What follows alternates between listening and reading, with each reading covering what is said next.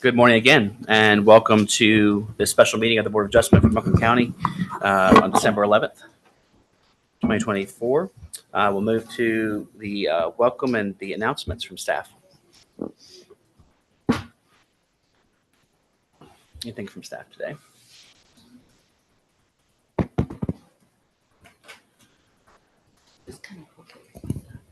No announcements. Okay, thanks.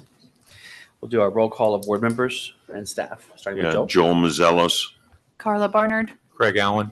Andy Ball. Catherine Morsani, David Weinstein.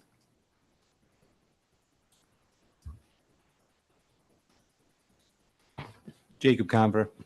Jason Payne. Savannah Glantz, Amy Broughton. Griffin Kearns. Thank you.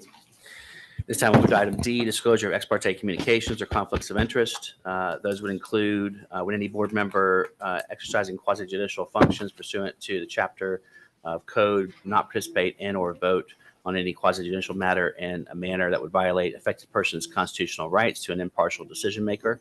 It's impermissible violations of due process include, but are not limited to, member having a fixed opinion prior to the hearing of the matter that is not susceptible to change, undisclosed ex parte communications. she's asking you to slow down. Okay, No. great. For Thanks translation. for the cue there. Yeah, Just make you this. sure. Undisclosed ex parte communications?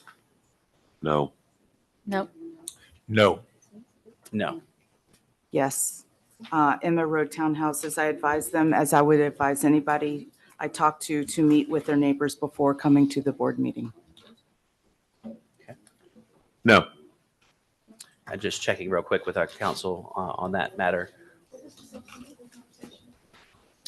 The substances, do you have something coming in front of the board? Yes. Have you held a community meeting? And then it's suggesting that a community meeting would be a good idea, as I would suggest to anyone coming in front of us. I don't see any problems. Chair. Yeah. Thank you. With that, no need for any action there. Moving to our public hearing section. And as a general reminder, this hearing is a quasi-judicial evidentiary hearing. That means that similar to a court hearing, state law sets specific procedures and rules concerning how this board must make its decisions. The board's discretion is limited. We must base our decisions on competent, relevant, and substantial evidence in the record. Our decisions must be constrained by the standards in the zoning ordinance and based on the facts presented. If you'll be speaking as a witness today, please focus on the facts and the standards and not personal preference or opinion.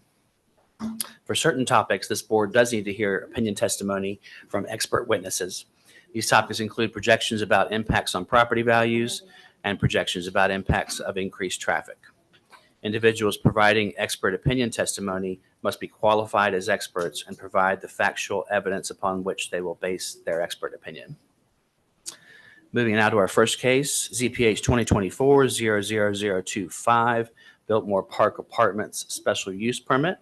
And we have Savannah Glantz from staff here to introduce this case.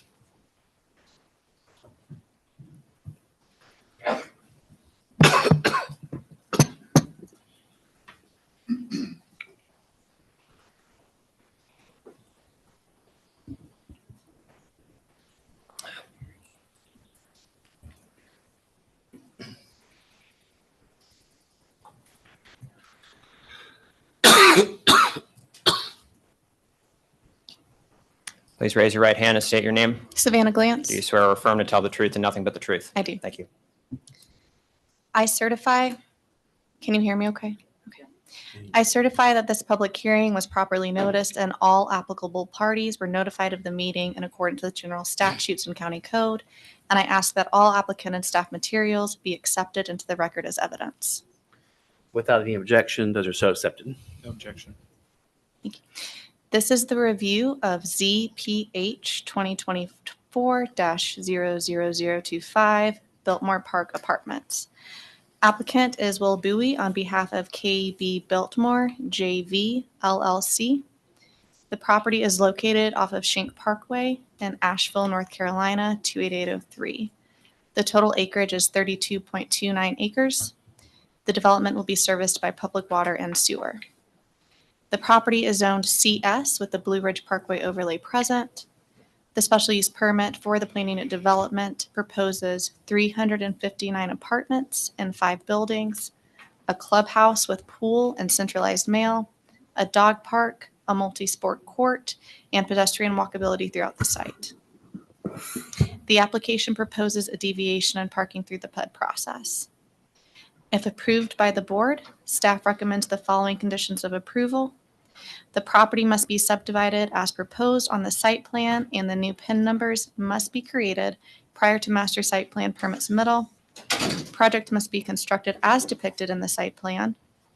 Prior to commencement of land disturbance and construction, the applicant shall submit a site plan review permit for the entire project, and the applicant must agree in writing to these conditions prior to the commencement of site work. Thank you very much. Does the board have any questions for staff before we get started? Question, what is required parking for this without variance? It would be 1.75 parking spaces per unit. Okay, thank you.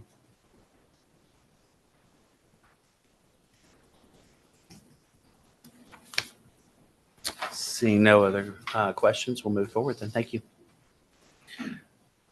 We'll ask staff briefly if there are any applications for standing in this matter. No applications for standing in this matter. And for the audience, anybody here wishing to assert standing in the matter as a party to the case? There's an opportunity later on. The board will provide for any witness comments later on. That's separate. Going once, going twice. Thank you. Welcome, Mr. Noor. Good morning. Yes, good morning. My name is John Noor. I work for the Robertson Stevens Law Firm, and I represent the applicant today. We will handed out paper copies of all the materials that have also been provided electronically. If you have any questions, please let us know throughout the presentation, but we're going to go ahead and start with our civil engineer. So Mike, please. Thank you. Happy to. I have to hold it close. You have paper copies of all of the materials that were submitted electronically. And if there are not any preliminary questions, we'll go ahead and start with our civil engineer, Will Bowie.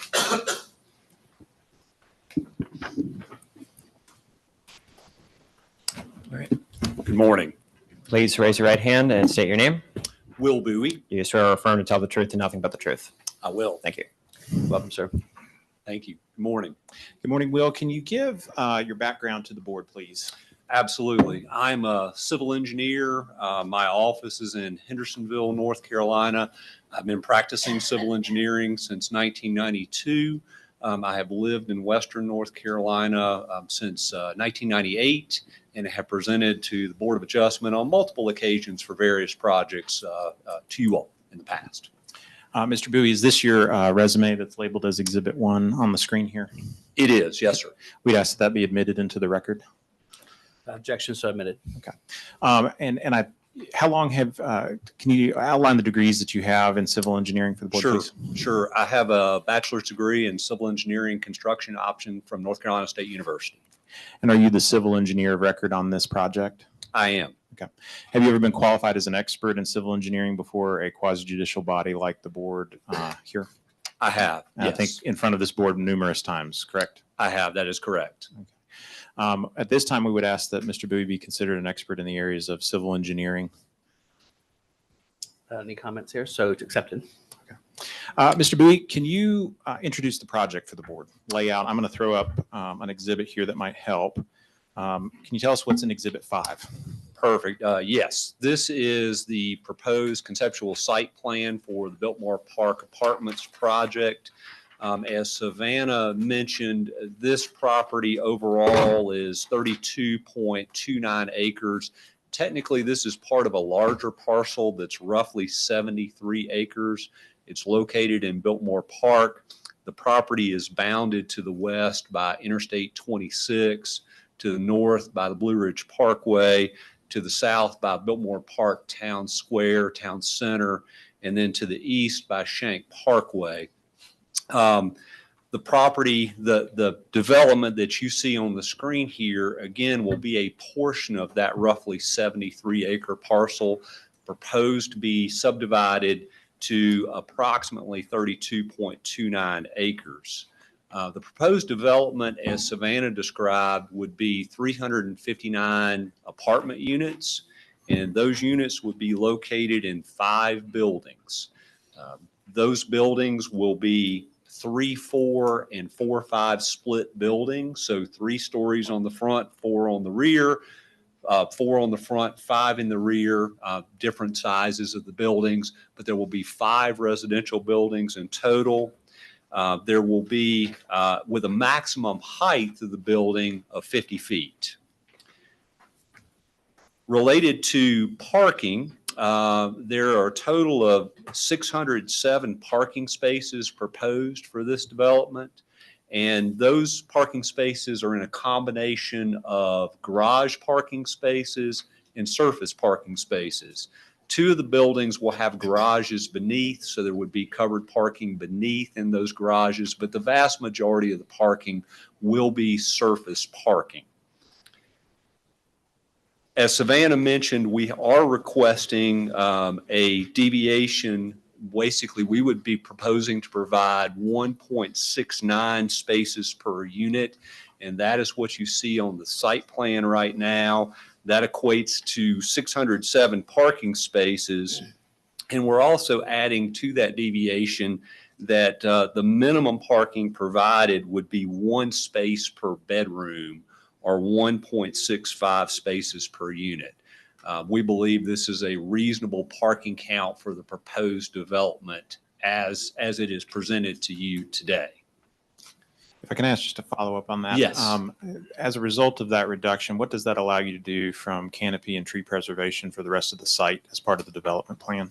Absolutely. So basically, we're going to be preserving approximately 14 acres of the total 32 acres that will be undeveloped or undisturbed. But by reducing parking, we're preserving tree canopy, we're keeping green space, and reducing impervious surfaces.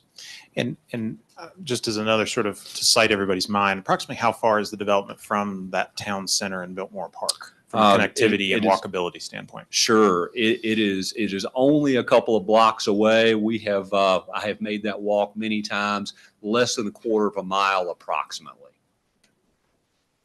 Okay, so continuing on, access to this development, as you can see from the site plan, will be from Schenck Parkway. Schenck Parkway is a divided parkway type road. There will be 2 points of access provided for this facility. There will be 1 full movement access, and then there will be a right in, right out access that will provide access for both residents and for service vehicles and emergency vehicles. We will be providing sidewalks throughout the development, and those sidewalks and pedestrian paths will connect to the existing pedestrian facilities along Schenck Parkway. So that'll provide direct pedestrian access back to Biltmore Park Town Square and the amenities that are in Biltmore Park. In addition to the residential buildings, there is also a 3-story amenity building that is proposed.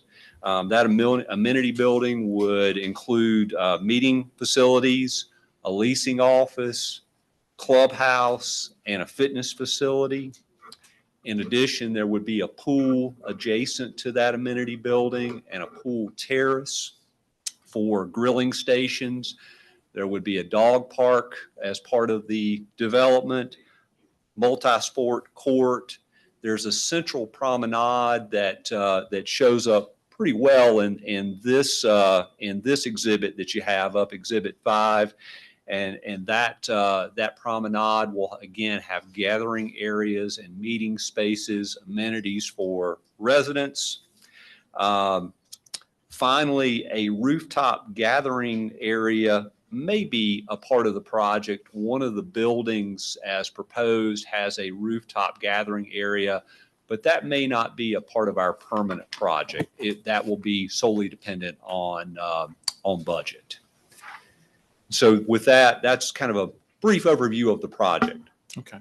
One of the things I want to ask you about is, and we'd ask that Exhibit 5 be admitted into the record as well. So accepted. Can you tell us about the retaining wall system and how that compares? We were just looking at the sort of the conceptual and show us how those retaining walls will connect throughout the building. Absolutely. So on the plan, the exhibit that you have in front of you, the retaining walls are shown in red. The maximum height of any of the retaining wall systems is 35 feet. We have studied the county, and I'm very familiar with the county retaining wall ordinance. You will notice that many of those retaining walls are tiered, and that is specifically to be able to meet the county's ordinance. We will be providing landscaping for those retaining walls. The purpose of the retaining walls, similar to the parking deviation request, is to preserve open space and green space. By having these retaining walls, we're allowed to keep more area, more trees, more green space, and not disturb those areas. So the vast majority of the retaining walls that you see on this exhibit are what we'll call fill retaining walls. You would not see those from Shank Parkway, and for the most part, you wouldn't see those retaining walls from inside the development. Those will be retaining walls that will transition grade from the higher parking elevations down to natural grade. So it allows us to preserve those trees. And Will, are these the ones you're referring to here and then here? Absolutely, Mr. North. That is correct. There are also retaining walls proposed adjacent to the amenity building and the pool area and the pool terrace. Do want to point out that this drawing is very slightly different from the exhibit that you have earlier. As we continue to refine the site plan and work with the owner and the rest of the project team, we had worked with county staff to modify this plan very slightly. The amenity building and the pool moved further away from Shank Parkway. And the reason it did that was it allowed us to have more room to transition grade and to provide stepped retaining walls.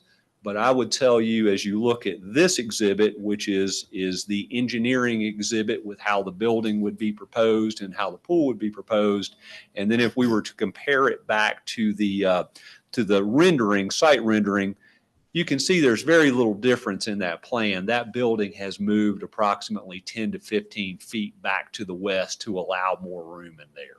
And we just want to point that out to you all as the board so that you're aware of that slight change. So to be clear, originally what had been proposed in Exhibit 5 was provided to staff. We also provided the revisions that are in Exhibit 6 to staff in advance of the meeting and are part of those materials that the board members had. These aren't changes prior to the meeting. That is correct. Okay. That is correct. Thinking about, and I know we need to go through a number of standards for the board, and sort of starting at the top, what is your professional opinion on whether the use will adversely affect health or safety of persons residing or working in the neighborhood from a civil engineering perspective? Gotcha. So from our perspective and in our opinion, this project is residential in nature. It will be part of the Biltmore Park mixed development community. This property has always been planned for additional development. There are multiple master plans that have shown various configurations of development in this area, and it is very much in keeping with the rest of the Biltmore Park and Biltmore Park Town Square project. Do you have any concerns about the use and causing adverse effects related to noise, vibration, odor, et cetera? I do not. Again, this property is going to be residential in nature, and again, very similar to other projects and other development that's already occurred in Biltmore Park. This property is going to be bounded by commercial property to the south, Interstate 26 to the west. To the north, that will be vacant property. That will be the property that will be subdivided if you all approve this. And then to the east, Shank Parkway. The project is going to preserve a significant amount of vegetation, as much as we possibly can. Again, approximately 14 acres. And we will be implementing a landscaping plan that will supplement that vegetation that will be very appropriate. And you can see on this plan a concept of the proposed landscaping that's proposed. So I have no concerns about that. And just so we're clear, this darker green area that encircles the entire project, this is the existing tree canopy that's to be protected as part of the development plan. That is correct. That is Okay. existing tree canopy. What about ingress and egress for the project along Shank? Absolutely. So ingress and egress will be provided from Shank Parkway. As I mentioned, Shank Parkway is a major thoroughfare that provides access both to Biltmore Park and to the Ramble. It is a divided road as you travel to the north on Shank Parkway. It actually has 2 lanes traveling to the north. We'll be able to provide turning lanes in. It provides more than suitable access for the proposed development. And a traffic study has been completed by a traffic engineer and reviewed by North Carolina Department of Transportation. And I know we'll have Mr. Voso talk about that TIA and the DOT's review.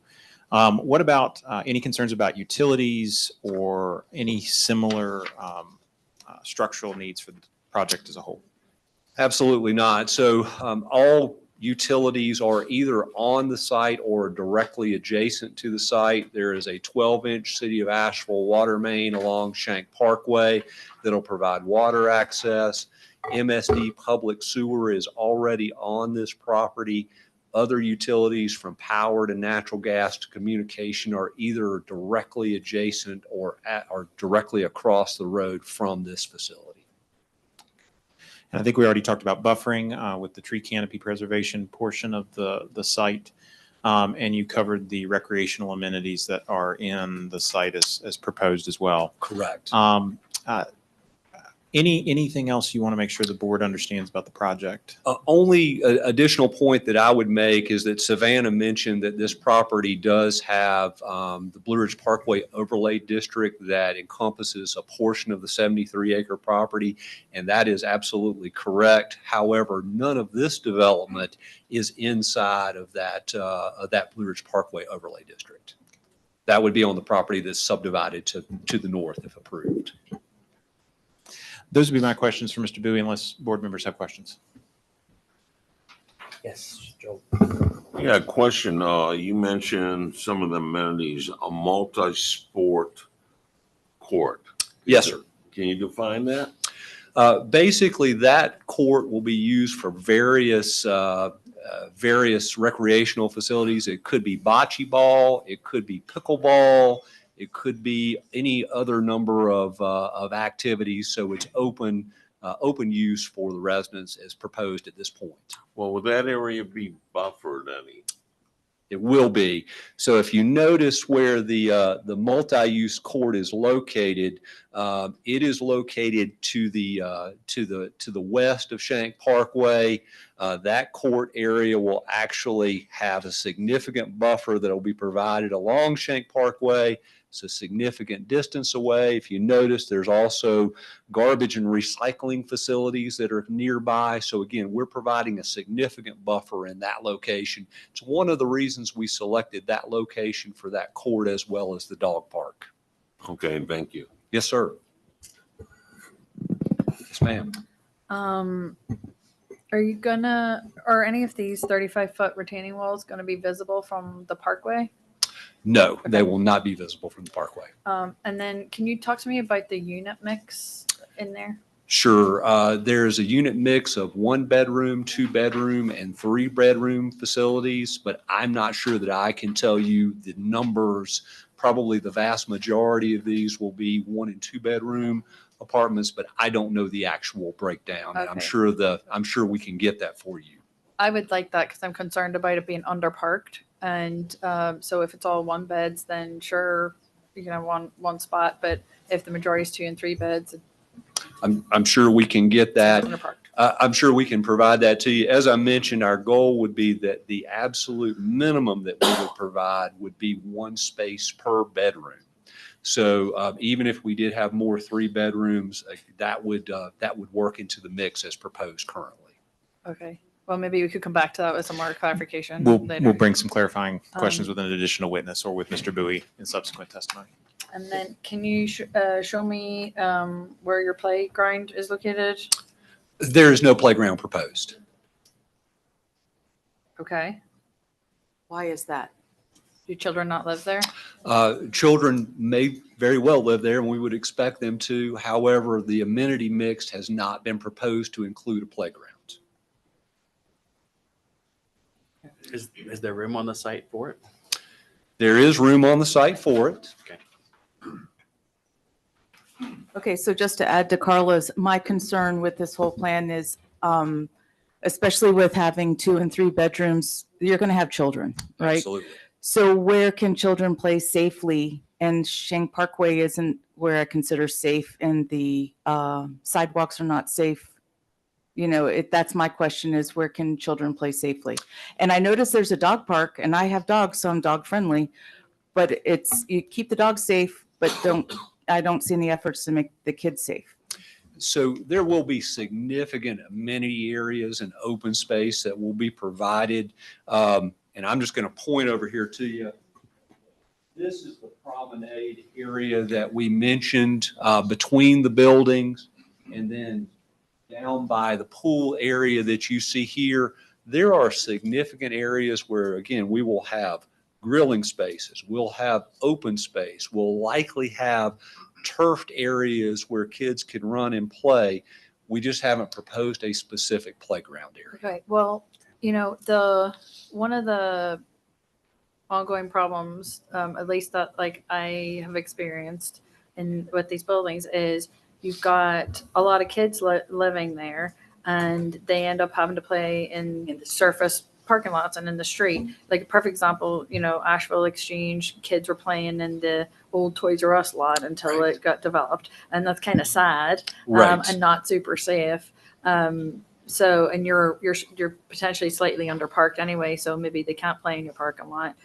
So that's one issue. The other issue is, we are in an area of like high dog ownership, and you hear a lot of apartment residents saying, complaining about dog dirt, and there actually not being any, the open spaces not being clean. So that's where we're kind of going with like maybe you can carve off something relatively small for kids. Understood. And again, I suspect we can have another witness speak specifically to the amenities.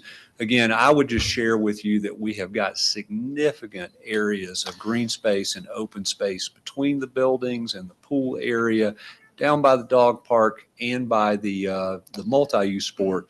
We also have, again, approximately 32 acres that will remain wooded. So there's certainly space that's going to be available.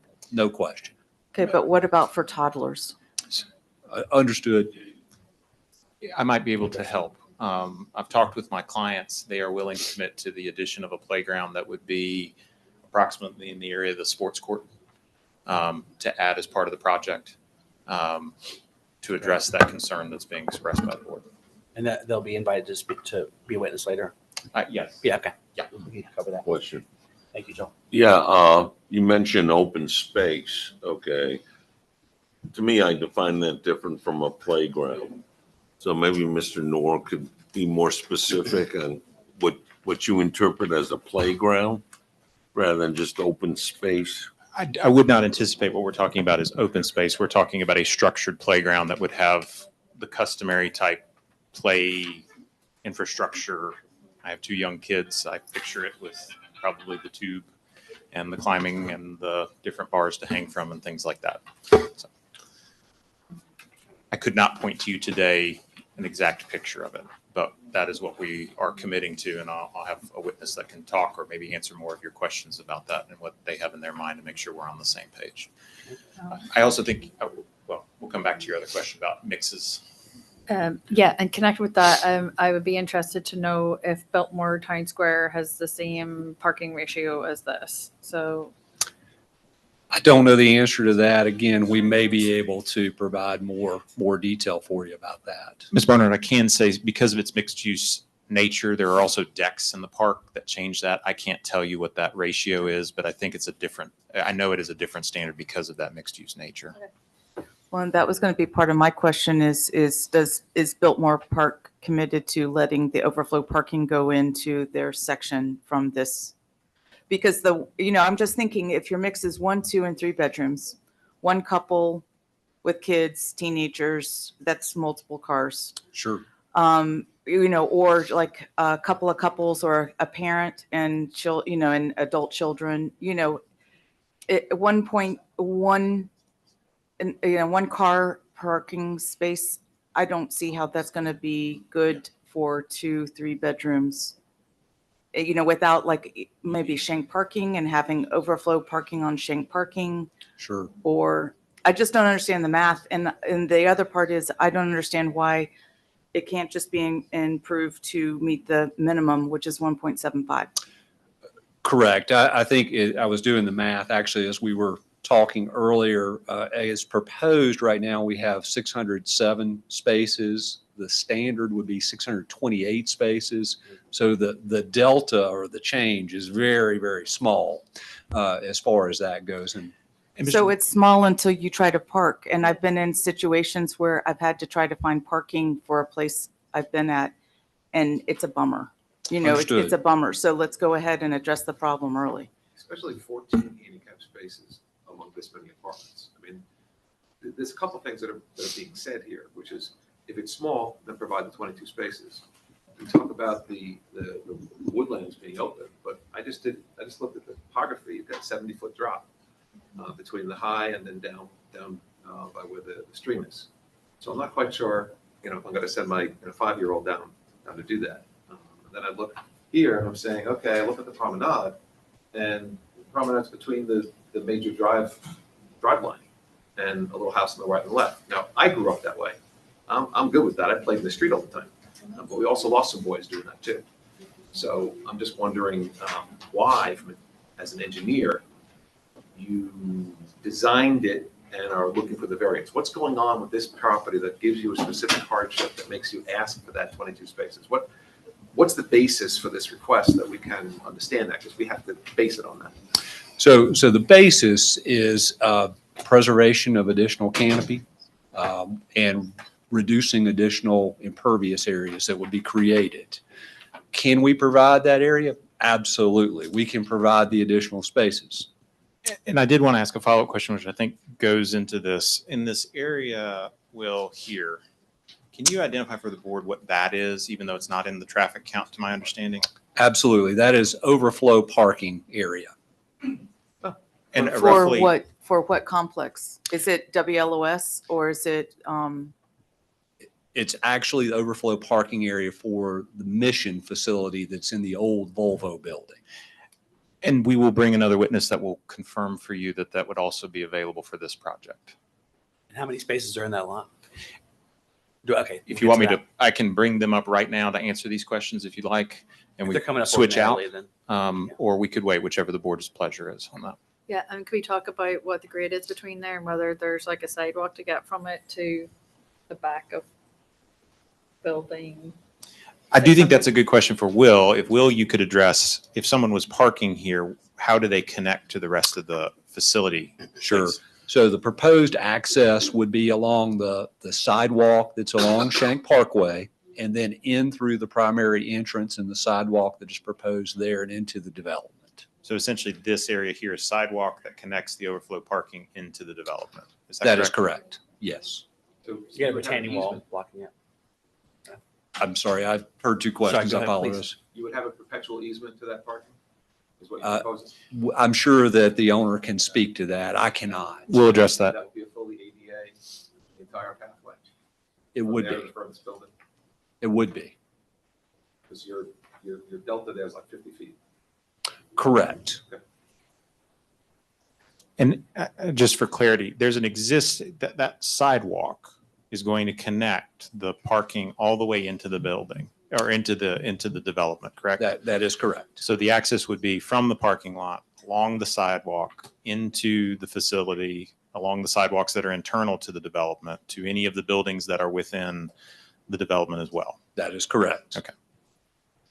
And how many spaces does that provide? We will get that number for you. I'm not sure that I can tell you accurately the number of spaces that are in that lot correctly. We have that answer and we'll bring it up in our next witness. Okay. so John, are you able to connect that extra parking with the building that is the, kind of like a J, yeah, right You in mean there? right here? Like Could somewhere someone in there, is just that walk where you're from the talking? over, if I'm understanding your question, is someone walk from the overflow parking straight into these units Yes. right here?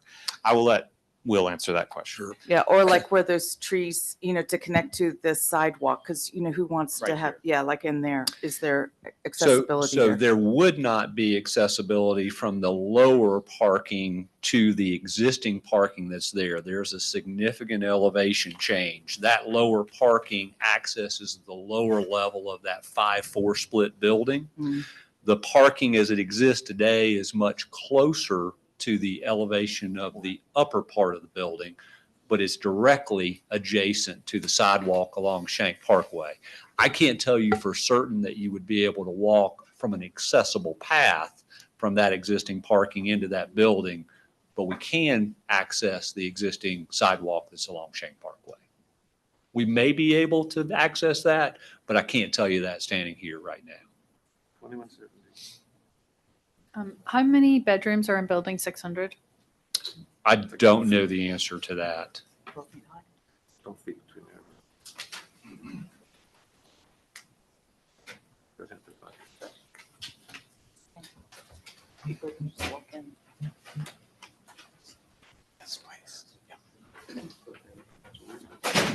Is it, for the unused areas, are they going to have trails like Biltmore Park does? There are no trails planned at this time.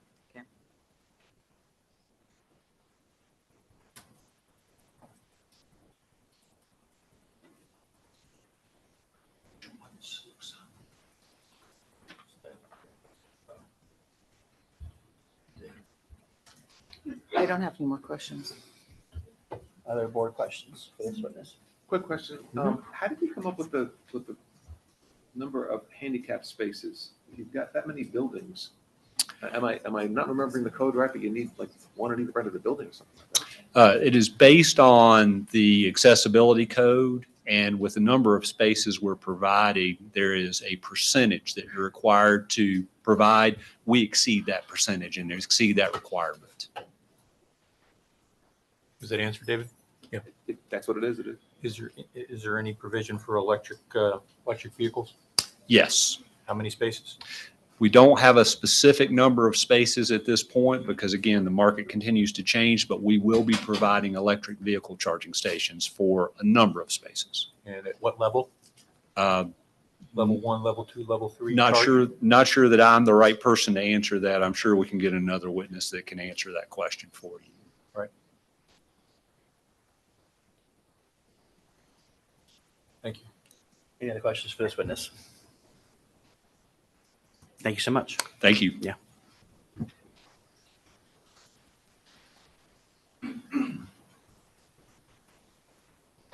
Okay, I want to go right to some of the questions, build off of where we just were with parking. So we'll have our next witness come up, please.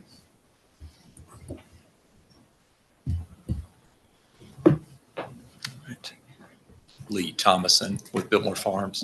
Please raise your right hand and state your name. Lee Thomason, Biltmore Farms. Okay, and you swear or affirm and tell the truth and nothing but the truth. I do. Thank you.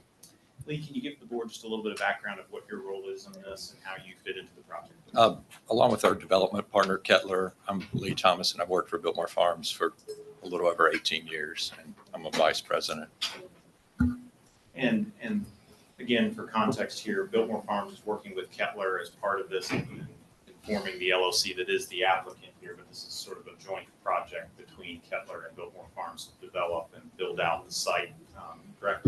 Yes. And Biltmore Farms was the original builder and developer of the Biltmore Park development as a whole, correct? Yes.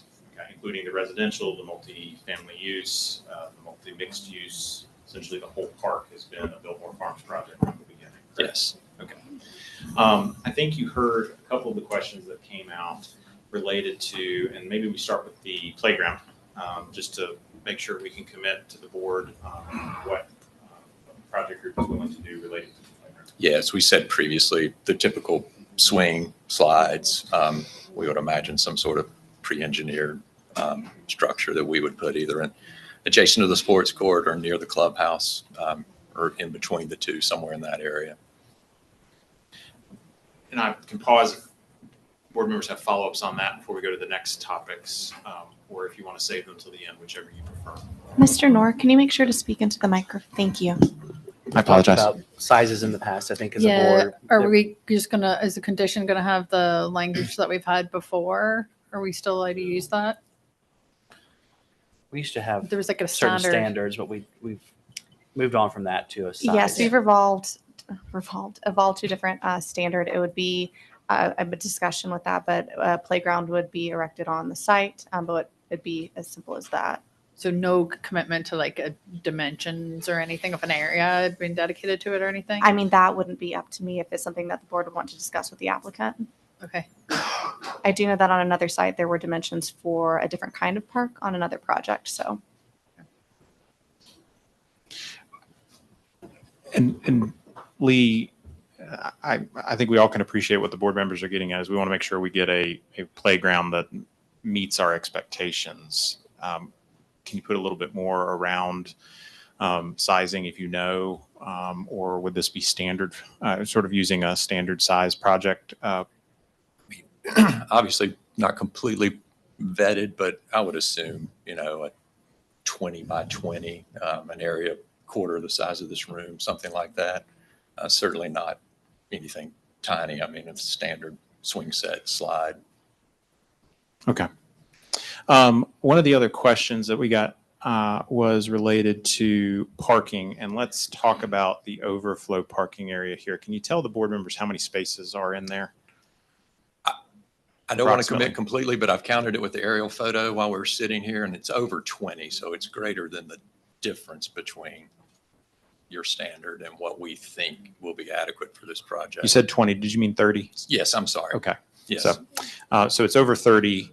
And can you let the board know from an easement perspective, I think was the question, will this development have deeded access to that overflow parking to use to cover that delta between what is required and what is being asked? Yeah, currently Mission Hospital has a lease on the adjacent property and they have the right to use it. We expect that right to end, and it will end prior to the completion of this project. So at that point, this parking area will be available to this project, and it's on this tract of land. Okay. Does that answer questions about the parking? And it is existing, just to be completely clear. It's there now. But any parking easement that you can give to the new development would be non-exclusive because Mission. No, has a we right think to it, or- the mission lease, we know the mission lease will expire prior to this project being constructed. But So there shouldn't whoever's be an after overlap. Mission- Whoever's after Mission will should And have that. it won't be a part of that lease. Okay. Is that because you control the land? Correct. Question on parking. Do you anticipate permits for parking, or is if somebody has the need as a unit, 3-bedroom unit, but they bring in 8 vehicles?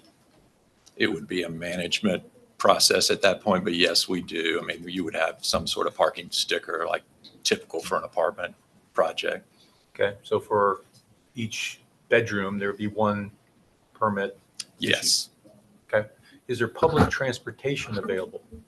In Town Square, but currently the city's line they do not go down Shank. And roughly approximately how far is that? Roughly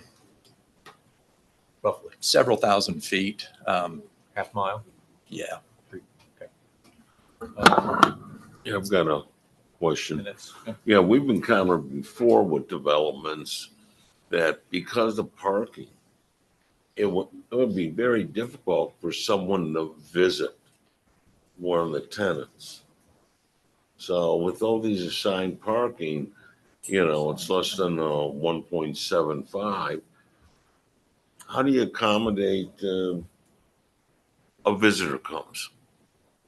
We do plan on having designated visitor spaces. I don't mean to be disagreeable about the parking situation, but we do have a lot of history with our partners with this, and we do feel fairly strong that our parking is going to be adequate. We're not attempting to build this underparked. We think it will be fine.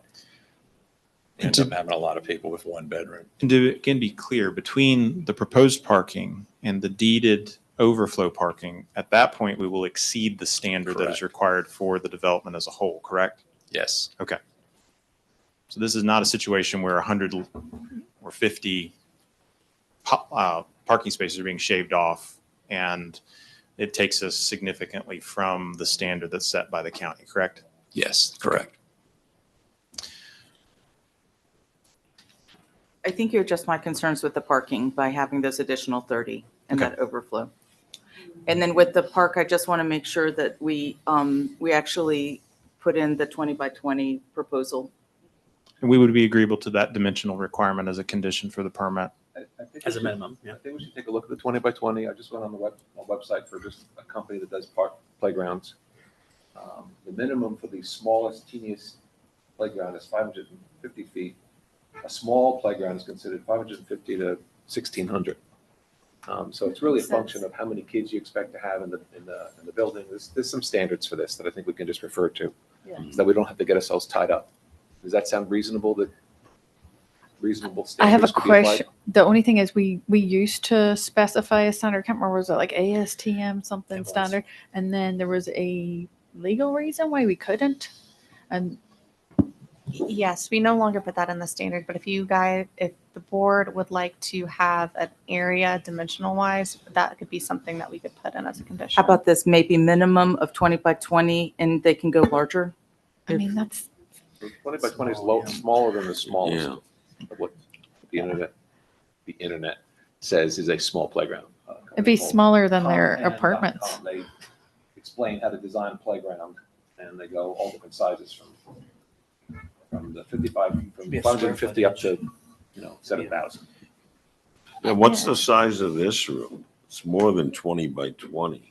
20 by 20 is, I don't know what you could put in it. I don't even think their apartments are 20 by 20, are they? So I'm talking, to maybe help, we are willing to talk about it in a square footage Great. standpoint Rather than dimensional. instead of a standpoint. dimensional criteria, one. And then two, we're also willing to, if the board would prefer, I mean, we have, again, it's another recreational amenity, is the multi-sport court. We can substitute, we can add that into the size of the playground if that's the preference for the board, because we have flexibility in that space on that side of the development. So if we wanted to go with the dimensional requirement and then but allow it to be flexible to be expanded into the area where the multi-sport area would be, we could do that as well, if that's getting to where you're wanting to go with this. Adjacent to that court Yeah, let me just, The topography yeah, seems this to area allow right that, yeah. here. or the pool, I mean, adjacent to that. Yeah, the court gives you more room. And there's a road right there. Just for context, this is roughly 600 square feet. Great. Okay, to give you an idea. So an additional area off of that, that would have another 600 square foot playground. We can do that. We could add them together to do them together, whichever you prefer. But does that address the concern? I think so. It Yeah. does for me, yeah. 600 square feet, a good size. Yeah. For y'all. Okay, so we would be agreeable to a condition that would allow a 600 square foot playground amenity to be added in the area, approximately around where the multi-use sport court is.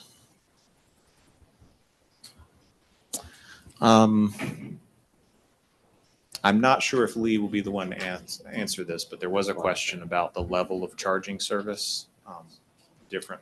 And if you are not, just say so, and we will bring up someone who can answer that. Level 2, Level 2. but I'm hoping there's nothing more technical after that. We'll see. I don't know if Mr. Allen has a follow-up or not. Once you own an EV, you kind of understand these things. Just so for those that don't, that's going to take an overnight charge for a pretty depleted battery. And how many spaces are we talking about that are dedicated at a level 2? 20. 20, okay. But there is Tesla chargers in Biltmore Park, correct? Yes. Okay, thank you. Can I ask how many parking spots are going to be allocated to guest parking, leasing office, new prospective tenant leasing? I just want to, a lot of these places you turn up and the operational say takes up a lot of the parking. And we have to talk about it per bedroom, but I'm just curious how much parking is allocated to operational needs. I think I'll have another witness to answer that Okay. question for you. I believe I can, but we, You can't, unless Lee can. Yes, go ahead. yeah, we think it's going to be around 5. Okay.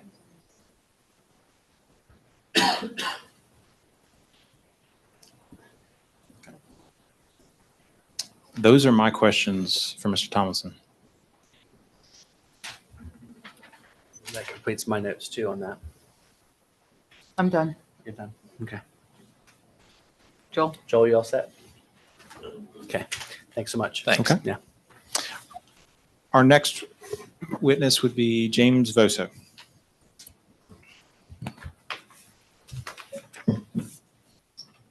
Good morning. Please raise your right hand and state your name. James Boso. Do you swear or affirm to tell the truth and nothing but the truth? I do. Thank you. Good morning, James. Can you identify what we have up here? Exhibit 7. That is my resume, yes. Okay. Can you give a little background to the board on your experience, training, and credentials, please? Yes, so I attended North Carolina State University, graduated in 1991 with a degree in civil engineering. Went to work for North Carolina Department of Transportation, worked with them for approximately 11 years in their traffic engineering branch. After NCDOT, I came to work for Mattern and Craig here in Asheville. I've been with Mattern and Craig for over 20 years. During that time, I've remained involved in all aspects of traffic engineering and have been involved in well over 100 traffic impact analyses or studies during that time. And I have presented to this board before on these types of studies. And qualified as an expert in the area of traffic engineering before this board, correct? Yes, sir. Okay. At this time, we'd ask that the board qualify Mr. Voso as an expert in the areas of civil traffic engineering. Attender. Okay. Can you walk the board through the analysis you did in order to assess the connectivity and other traffic impacts that the development would have on the surrounding roadways? Yes, certainly. So this project, there is as I've described before, there's a 3-step process when we do these traffic impact studies with NCDOT. The first step is to determine whether or not a traffic impact study is even necessary. And there are certain thresholds depending upon who has purview over the study. This study did not meet NCDOT's threshold of 3,000 trips per day. However, it does meet the county's threshold. And so a study was done. Whenever a study is done is necessary based on the local municipality or local governing body, NCDOT still is involved and is the reviewing and approving authority.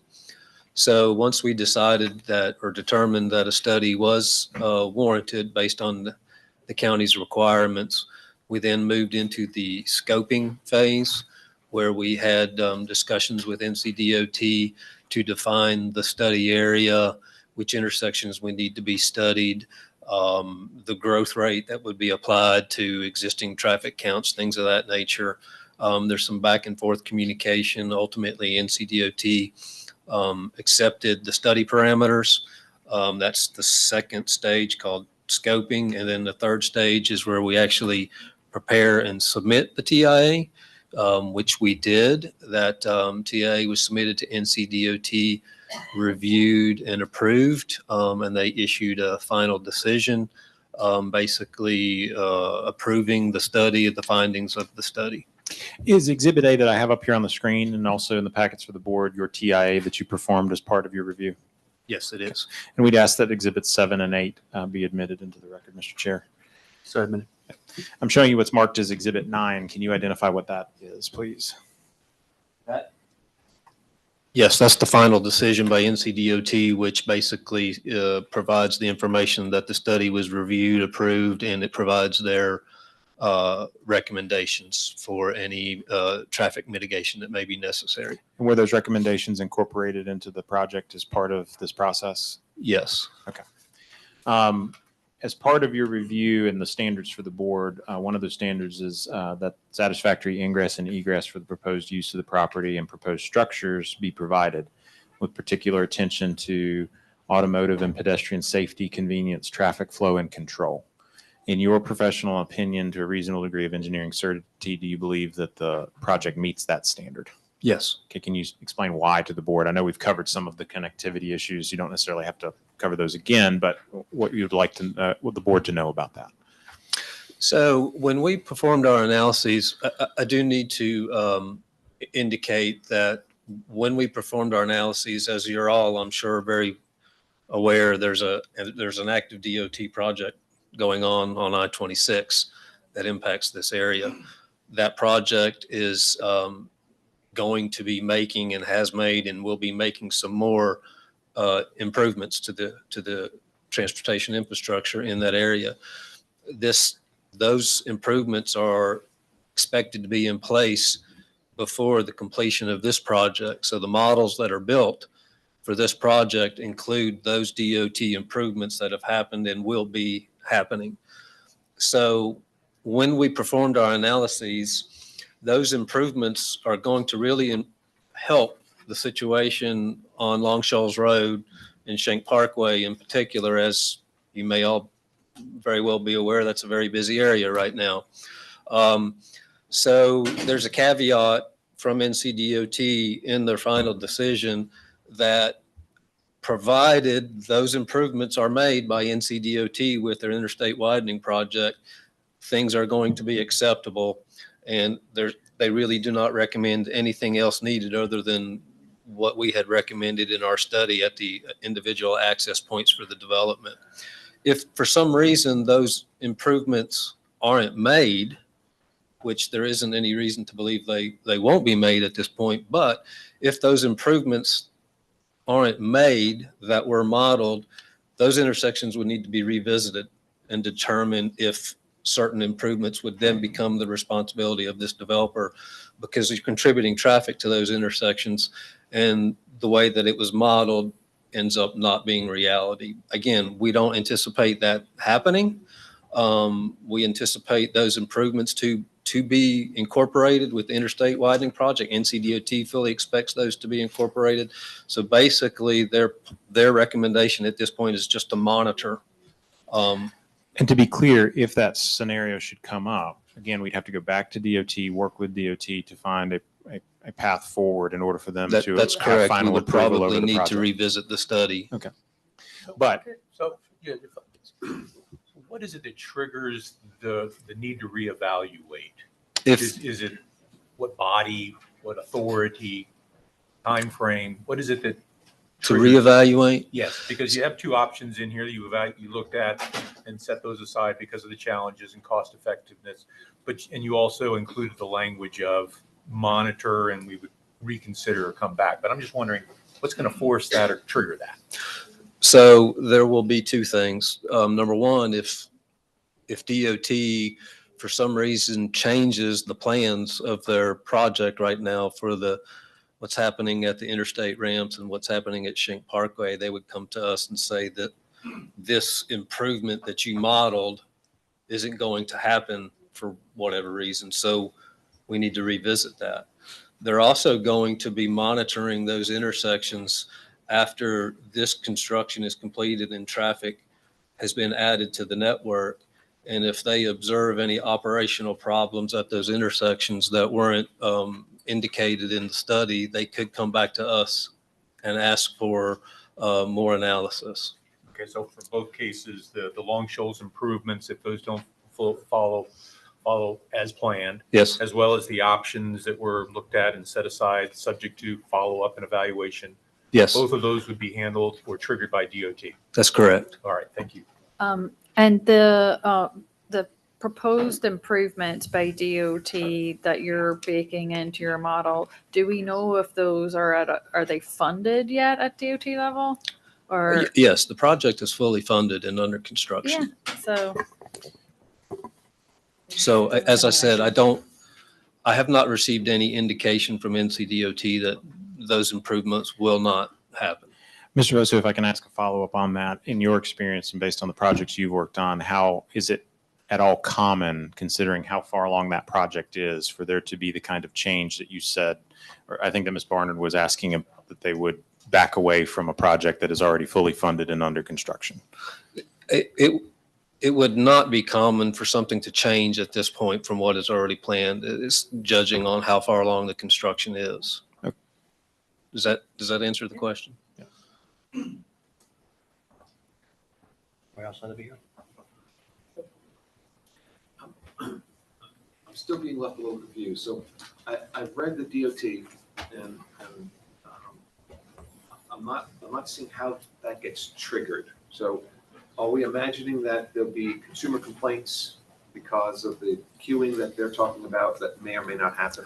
I can't really speak to how NCDOT operates, but I do think that's a fair assessment that they do react to public complaints. When the public alerts them of a situation, they do go out and evaluate.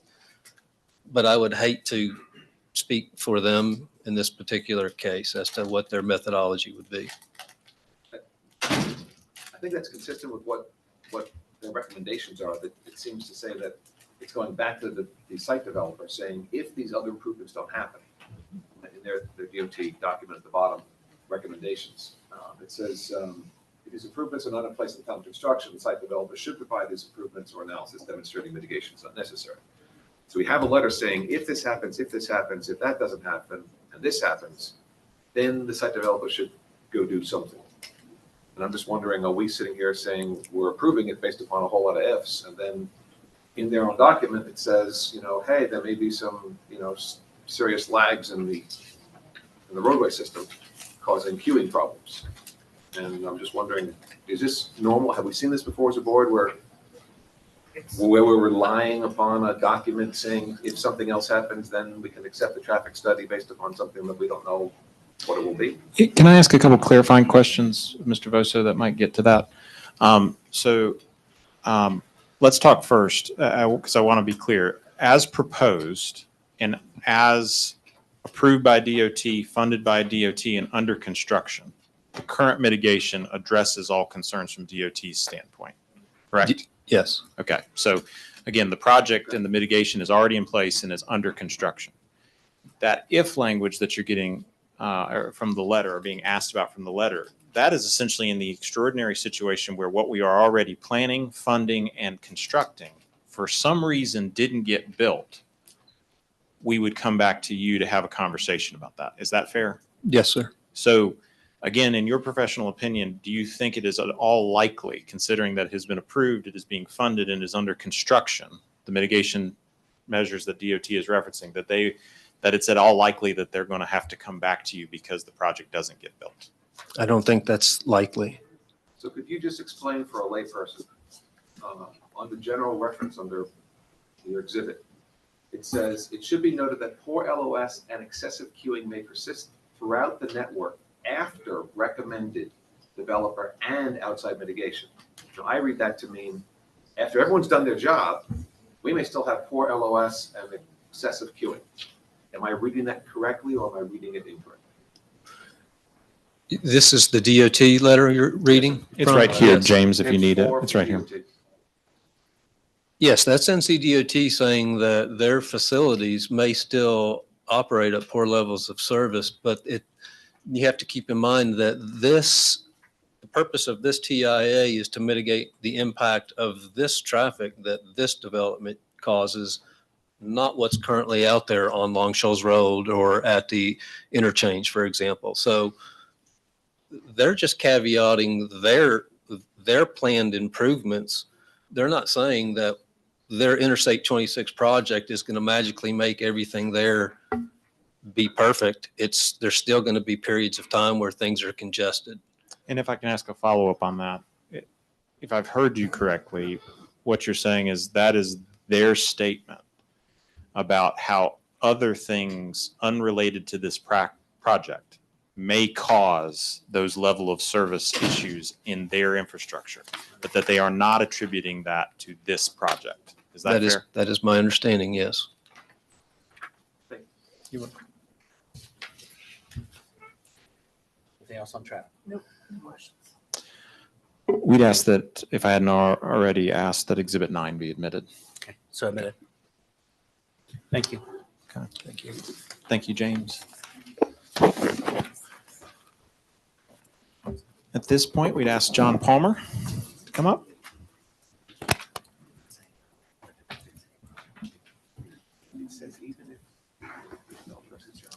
Please raise your right hand and state your name. John Palmer. Do you swear or affirm to tell the truth and nothing but the truth? I do. Thank you.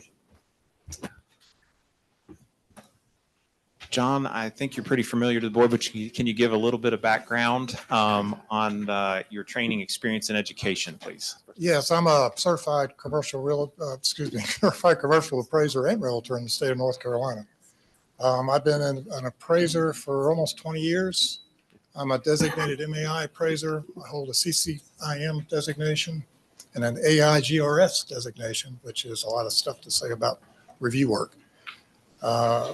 I've been before this board. I've been qualified in Superior Court, District Court, been here a number of times doing just this kind of work. And is this your resume on page 32 of Exhibit 10, Mr. Palmer? Yes. Okay. We'd ask that Mr. Palmer be qualified as an expert in the area of land valuation and appraisal. So qualified and tender. Okay. John, going back to the beginning of Exhibit 10, can you tell the board what this is or identify it for us, please? This is my report on a market impact study for the subject property. And can you tell us about your review and your study and detail that process for the board, please? Yes. I was given the plans to take a look at when the project first started. And I basically identified the attributes I thought would be important to try to determine whether there's going to be a market impact study based on the proposed construction. And the methodology is to look at other apartment complexes as similar as I could find to see if it had any effect on surrounding property values. Most of the time you look at residential, but sometimes you can look at other types of property like vacant land. And I'm showing you, this would be page 19 of your report. Can you tell the board what this shows on sort of a more blown out map? The subject property is in yellow, and the four comparables that I chose are the ones in blue. I have a data set of about 30 or so apartment complexes around the area, and I kind of go to those and look and see which ones are similar to the subject. And are these comparables in approximately the same location as the proposed development site? They are in different locations. The closest one is number 2, which is southeast, that is right close to Biltmore Park. Is that here what we're showing as comparable to? Comparable to, yes. Okay. Let's go and we'll go back to comp. If you want to walk the board through the comps, Okay. tell us a little bit about comp 1. Easy. Let me look at mine. Just 1 second. And I believe that's going to be on page 20 of your document. Yes. Comparable number 1 is Mountain View Apartments, and it's on Davis Gray, which is it's close to where this property is. It contains about 149 units, but it's substantially smaller. But I felt it to be comparable that way. I looked around in the neighborhood, and what you see there is a grid that we put together that basically shows sales and resales of residential properties within close proximity of the comparable. I find that the sales resales are really the way to see whether there's been an increase or decrease in property values. So that's this one here. And I'll go on to number 2 and Sure. 3 and 4 quickly. Can you tell us a little about comp 2, why you felt that appropriate? Excuse me, Comp 2 is a reserve at Biltmore Park, which is the closest to the subject property to the southeast. It was built in 2003. It contains 278 units. This one is a little bit smaller than the proposed one. But it's similar with the proximity to Biltmore Park. And the same kind of methodology I used for that one. We have sales, resales. There have been some similar sales of bedroom baths. If I don't have a sale resale, I look for number of bedrooms, number of baths, approximate square footage, age of the comparables.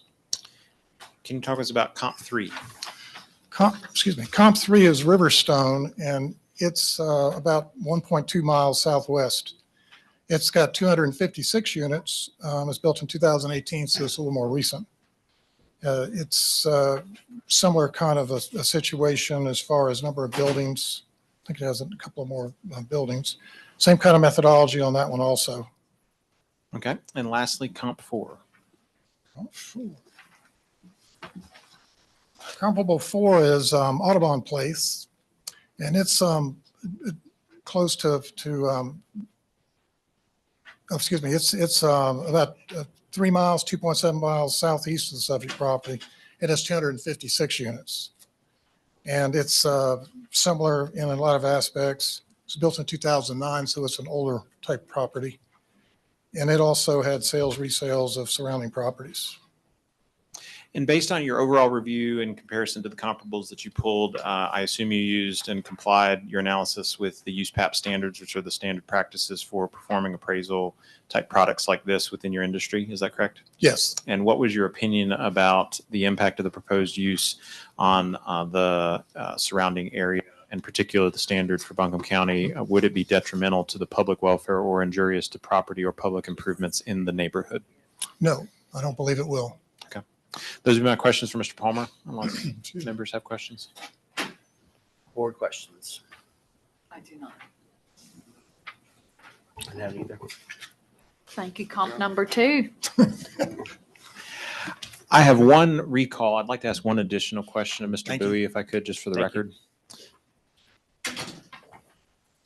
Just because I want to make sure we're covering our bases, and now that we've heard from Mr. Voso, one of the standards is that signs, if any, and the proposed exterior lighting with reference to glare, traffic safety, economic effect, and compatibility and harmony with the properties in the district has been met. Can you please just cover that one detail for the board?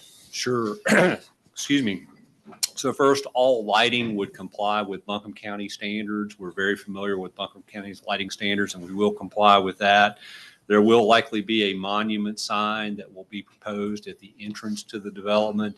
Again, the lighting associated with that will comply with Buncombe County standards.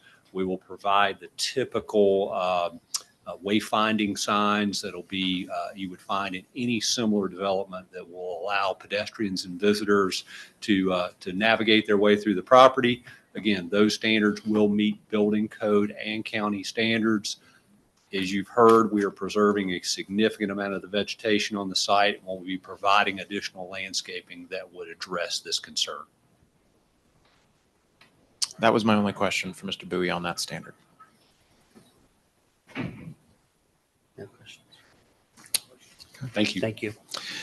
Those are our witnesses. I am happy to, if the board has any particular questions for any of those witnesses, to recall them so that they can address those for the board. And I know you have a full day, so I will not give you a closing statement, so to speak, unless you have any additional questions. Anything else at this time for the applicant before we open up to witnesses? Does anybody want to hear what the unit mix is? Just to make sure. Oh, we have that. Yes, we have that. One-bedroom Yes, I apartment, apologize for I not did. asking. I'll ask Lee to come back up. Got two. Yeah. I apologize for not addressing that. Lee, I know you heard Ms. Barnard's question. Can you give that mix for the board, please? Generally 40% 1 bedroom, and then 60% would be 2 and 3. I apologize for not addressing that when we had Lee up here before. So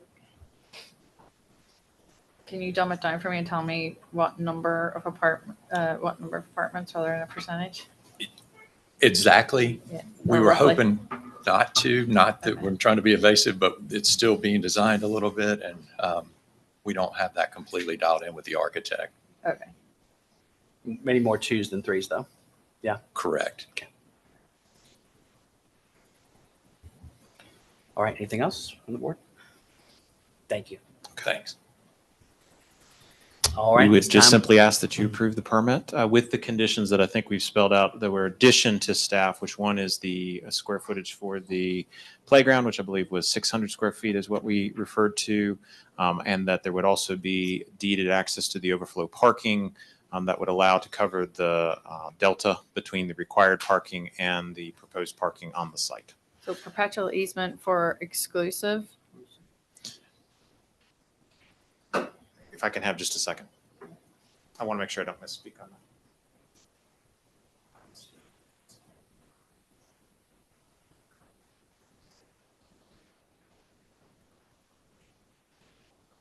I think what my client is willing to say at this point is that it will be on the property itself. It will be located on the lot, that the existing lease will be terminated prior to the use of the overflow, and then that would be used for the property going forward. And would it have signage and directional signage and access, like sidewalks or whatever is necessary. It will have the same sidewalk access that we talked about before will be included as part of that, and then signage related to its use as parking for that. Yes. That would be non-exclusive or exclusive? Exclusive to this track of land, Exclusive, to yes. this project. Thank you. Thank you. Therefore, permit. For as long as this use would be, yes, correct. Yes, Vehicles exclusive. parked there will have a permit. If not, then they are in violation of the exclusivity of the parking. All right, with that, we're all set, and we can move to witness. Any witness comments we want to invite? Is anyone here wishing to speak as a witness on this project? Going twice. Last call. Thank you so much. Any final thoughts? No, thank you. Okay. We'll close the public hearing and open for board deliberation. Now, I would vote in favor of it as long as we have those conditions in there regarding the parking and the playground and also a buffer zone of pickleball. I live 2,000 feet from some development of pickleball courts, and I can hear them whacking that ball the whole day. So as long as there's some buffer zone there, and I think you mentioned there would be. I feel the same. And we're not trying to make anybody's life difficult with like playgrounds or talking about parking, but we've had like an explosion of apartment complexes over the past 5 years. And some of them are great and some of them have ended up not being super functional. And a lot of that's a measure of the management. So this is obviously aesthetically looks really lovely and very in keeping with Biltmore Park and their standard in general. So we're just pushing for that like extra little bit of functionality, and it's our only window to do it. I concur, appreciate the applicant's willingness to address the committee's questions regarding parking and the playground. So I have no reason not to support. I agree. It's a thorough presentation, very detailed, and covers all of our questions, of course, and is in keeping with the harmony of the area. Mr. Chair, based on the evidence presented to this board, including the following exhibits, the petitioner's application, the submitted development plan, the GIS maps, the staff report, testimony presented at the hearing, I move that this board adopt the following findings of facts. This matter was properly advertised and within the board's jurisdiction and is right for its consideration. That this application, together with the conditions proposed by staff and/or this board and agreed to by the applicant, if any, does meet the requirements for granting the special use permit contained in Buncombe County Code Ordinance Section 786213. There has been a motion. Is there a second? Second. Hearing a motion and a second, all those in favor, please say aye. Aye. Any opposed, nay? That motion passes. Is there a second motion? Yes, based on the foregoing findings of facts and for the reasons set forth therein, I move that the requested special use permit be approved and that the order approving the permit be adopted and executed as presented and as modified in this meeting. There's been a motion. Is there a second? Second. All those in favor, please say aye. Aye. Any opposed, nay? That motion passes. Thank you very much. We'll take a few minutes and prepare an order, and we'll recess for the board's break for 5 minutes, very short break. We'll move forward here. Thank you. Mr. Chair, when I Yes. give my report, can I do it from here? Would you prefer that I use the podium? From there is fine. We'll come back in 5 to do that. Yeah.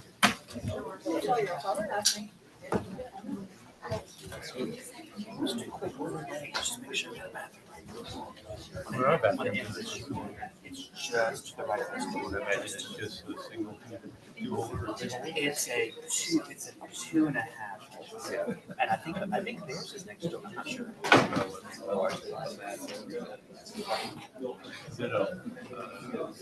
At some point, I think the county's gonna be 20 right, 20 wrong. 20's a lot. Well, Under today's this standards. particular location, I mean, not many other areas in town can you find already. Correct. So, All you gotta do is go in there and have a couple of coffees. Try to food done. I'm worried about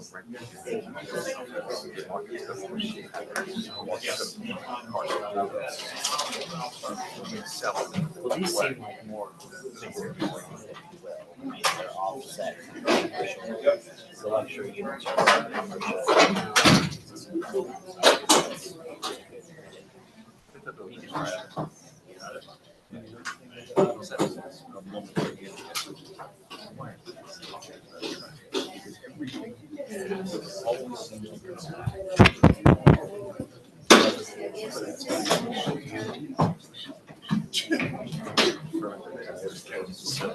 Yeah, we know how to break stuff.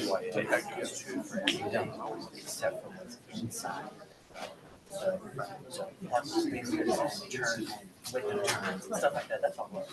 But on the road, yeah, you're right, I mean, traffic, all that became, all the site plans, did you leave enough, you know, but this looks like it's kind of hard to leave enough gas money. That's what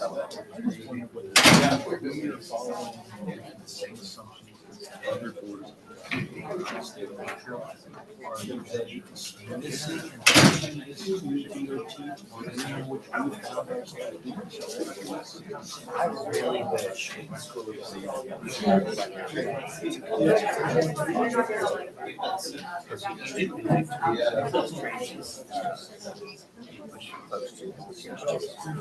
Every year or so, but it's not happening. More than 5 years. But they do their incredible sessions and they can share with the experts who are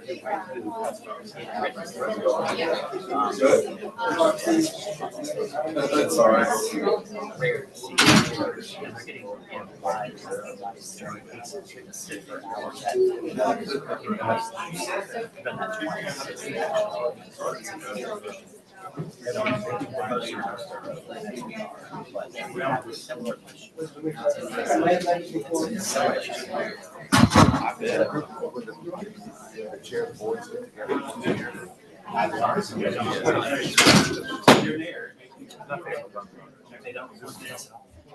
One day they tell us they're going to do, but I don't know. It's going to be today. But you didn't, there were no gates well, it wouldn't have to be, it wouldn't be subject to any requirements. One member of each board, right? So, talking about procedures, you're not really talking about procedures. I'm not really talking about particular counties. Everybody's different. But the procedures and how these questions are about and what questions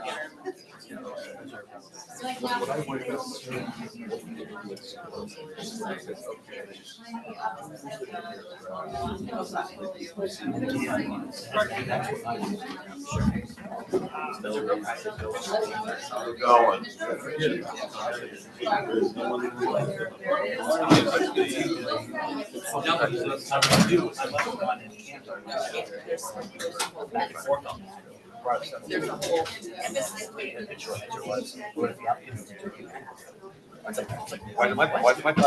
why it's here, yeah. Yeah, absolutely. So next week what's happening? Yes. I am familiar with, but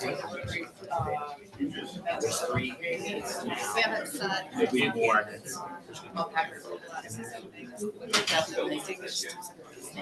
We have nominations. We have people nominations. You want to? I'm not. Yeah, for the record, I'm not running. So no. Or is she just his?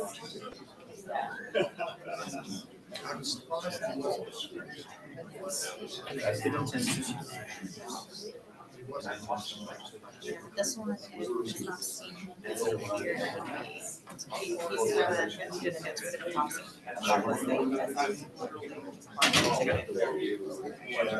It's fine.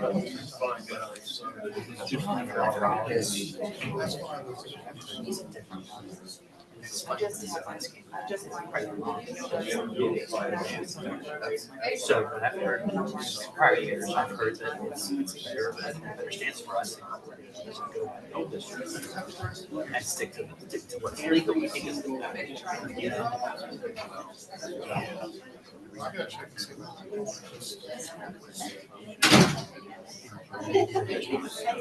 see. No, I got this.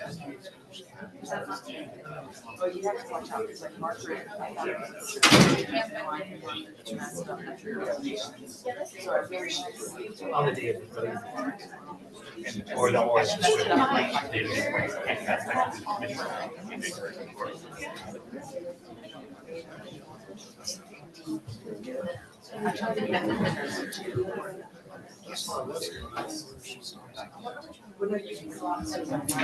I do feel bad. I do feel bad. Says I haven't passed. You have to check that first. But there's good. There's at least 3 people.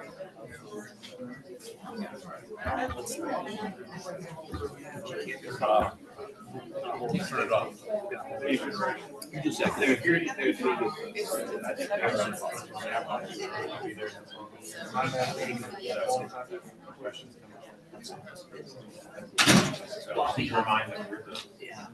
So no obligation, no pressure, but. We're on the same. Yeah. Yeah. I didn't see it. I heard about the listings you did this morning. There is, if you want. I had to read it.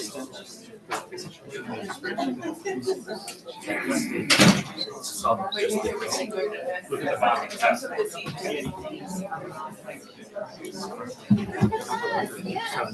Birthdays, oh, yeah. Santa comes out for this here. This is the election. To fill. I was because this will be the last year I can do that.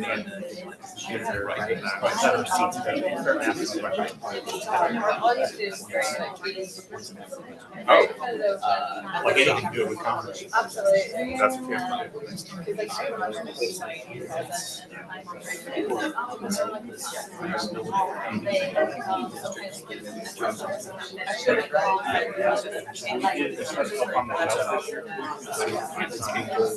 But you know, full announcements.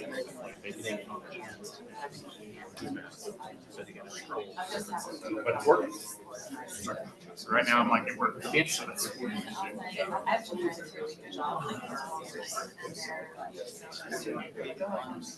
What's interesting, the kids are now making every time they go around trying to find them.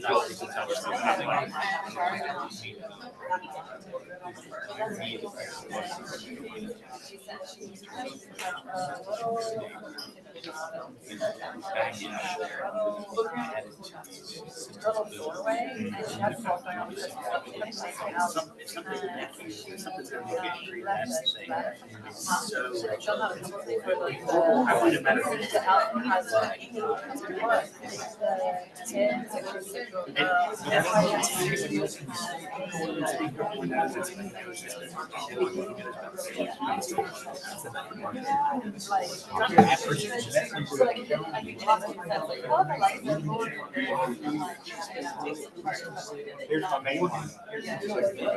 Oh, that's great. I love it.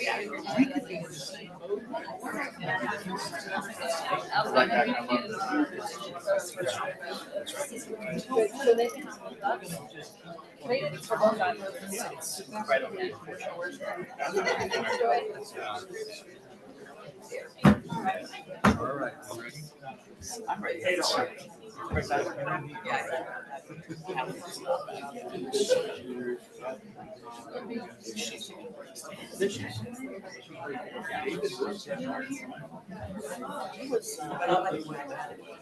Oh, did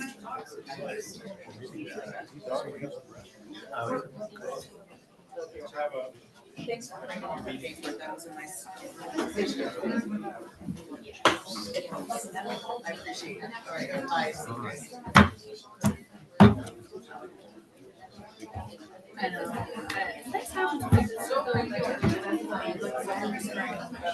I know, I go in and I stick all the documents and I put them in my cloud so that I can access them here because I don't want to get to the website. So I read it all and I got time.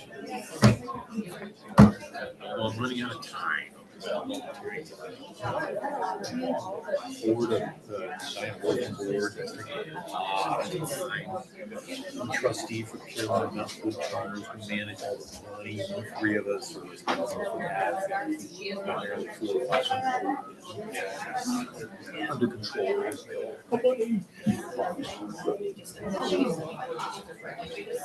Brother Wolf, yeah.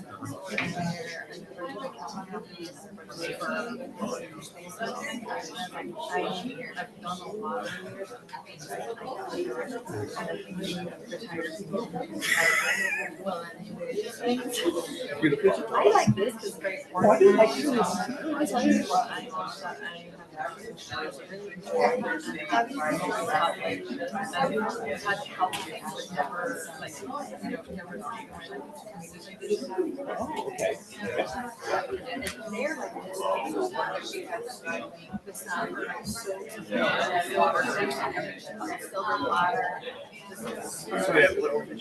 Community foundation. Yeah. Yeah. If we're talking about, It gets a lot of time. Yeah. And this is very organized. I would say that I spend probably 2.5 days in advance, look at the stuff, and then this. All right, David, where did you go? He's back. Here's one. All right, we're all set.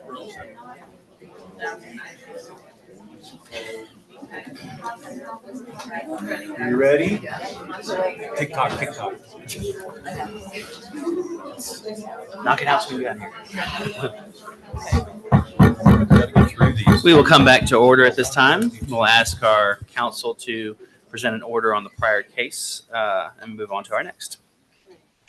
Yes, Mr. Chair. In the matter of KB Biltmore JV LLC, I'll dispose of the caption and move to the findings of fact. Number one, that this matter was properly noticed and advertised, is within this board's jurisdiction and is ripe for its consideration.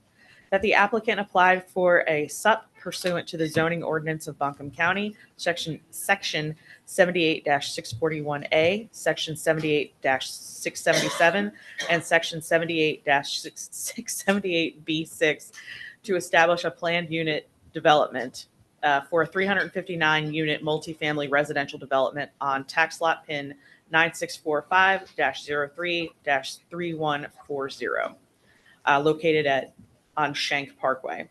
3, that this property is located in residential 1, R1, and commercial service CS zoning districts. I don't have Oh, you don't access. have it up? Okay, that's all right. I can move to the. No, I just wondered, Okay, yeah. Sorry. That the applicant and all other parties withstanding were given the opportunity to participate in the duly advertised and noticed hearing referenced above. That pursuant to Buncombe County zoning ordinance, the board finds as follows regarding the special use proposed in the application.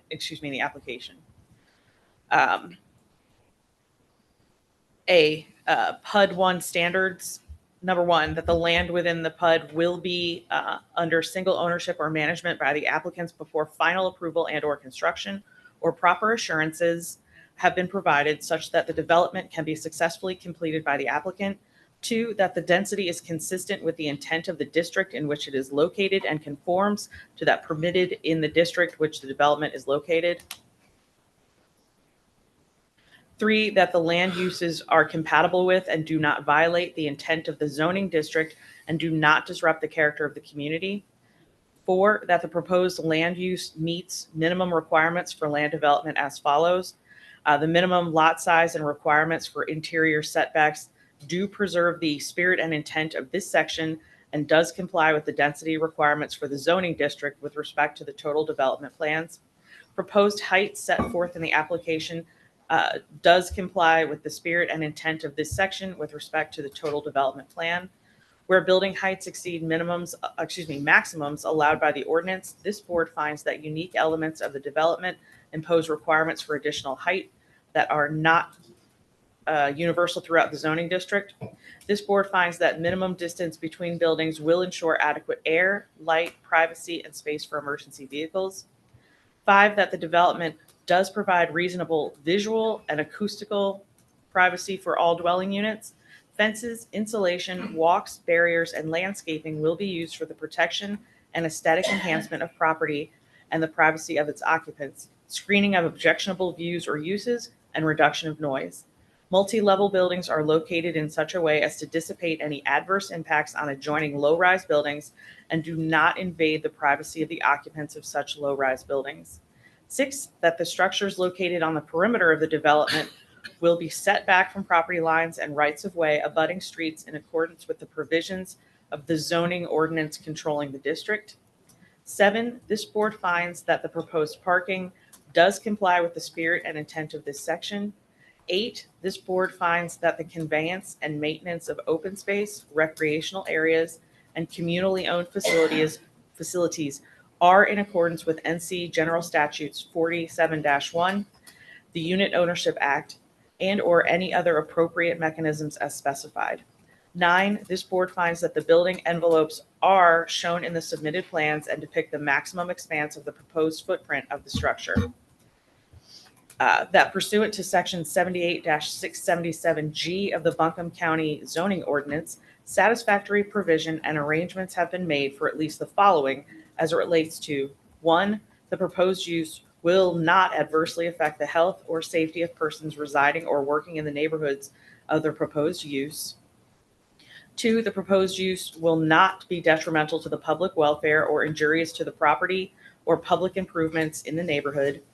3, the proposed use will not cause or have adverse effect on surrounding properties due to noise, vibration, odor, or glare effects. 4, satisfactory ingress and egress for the proposed use of the property and proposed structures has been provided. Particular attention has been paid to automotive and pedestrian safety and convenience, traffic flow, and control. 5, provision of off-street parking and loading areas where required, with particular attention to items in section 78-658 of the Buncombe County zoning ordinance have been arranged for. 6, provisions for adequate and proper utilities with reference to locations, availability, and compatibility have been arranged for. 7, provisions of buffering, if deemed necessary, with reference to type, location, and dimensions have been arranged for. 8, signs, if any, and proposed exterior lighting with reference to glare, traffic safety, economic effect, and compatibility are in harmony with properties in the district. 9, playgrounds, open spaces, yards, landscaping, access ways, and pedestrian ways with reference to location, size, and suitability have been arranged for. And I can amend that to say have or will be arranged for. That would be more appropriate. 10, buildings and structures with reference to location, size, and use are acceptable. And 11, hours of operation with particular reference to protecting and maintaining the character of the neighborhood are acceptable. That the following conditions are necessary to ensure the proposed use will conform to the requirements and spirit of the Buncombe County ordinance. A, the property must be subdivided as proposed on the site plan, and new pins must be created prior to master site plan permit submittal.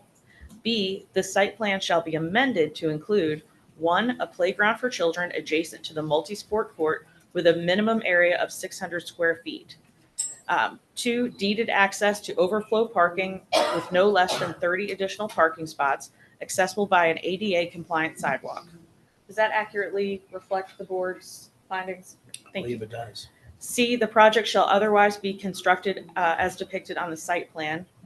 D, prior to commencement of land disturbance and construction activity, the applicant shall submit a site plan development permit for the entire project indicating: 1, the exact location of all buildings and accessory structures; 2, commercial lighting plan; 3, buffering, landscaping, and parking lot landscaping; 4, retaining walls; 5, easements and rights of way on the property; 6, approved E911 road names; 7, any other conditions of site development requested by the Board of Adjustment; 8, a copy of the approved permits from the U.S. Army Corps of Engineers, the NC Department of Transportation, and the North Carolina Department of Environmental Quality, where applicable.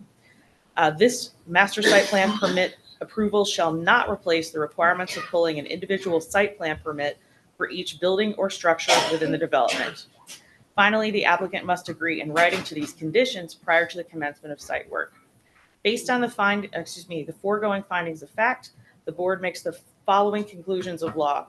The applicant's request for a special use permit, together with the imposition of conditions found necessary above, which are incorporated herein as fully set forth, meet the applicable requirements of the Buncombe County zoning ordinance.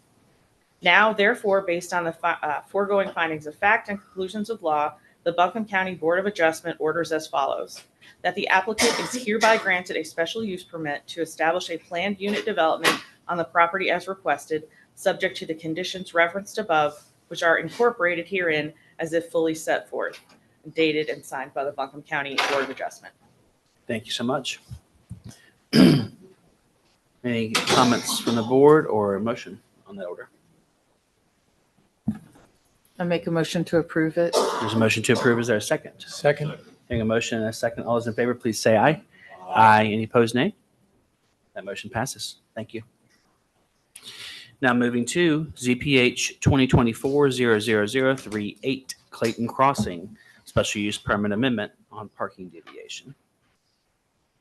And we have Mr. Jason Payne here from staff to present this case.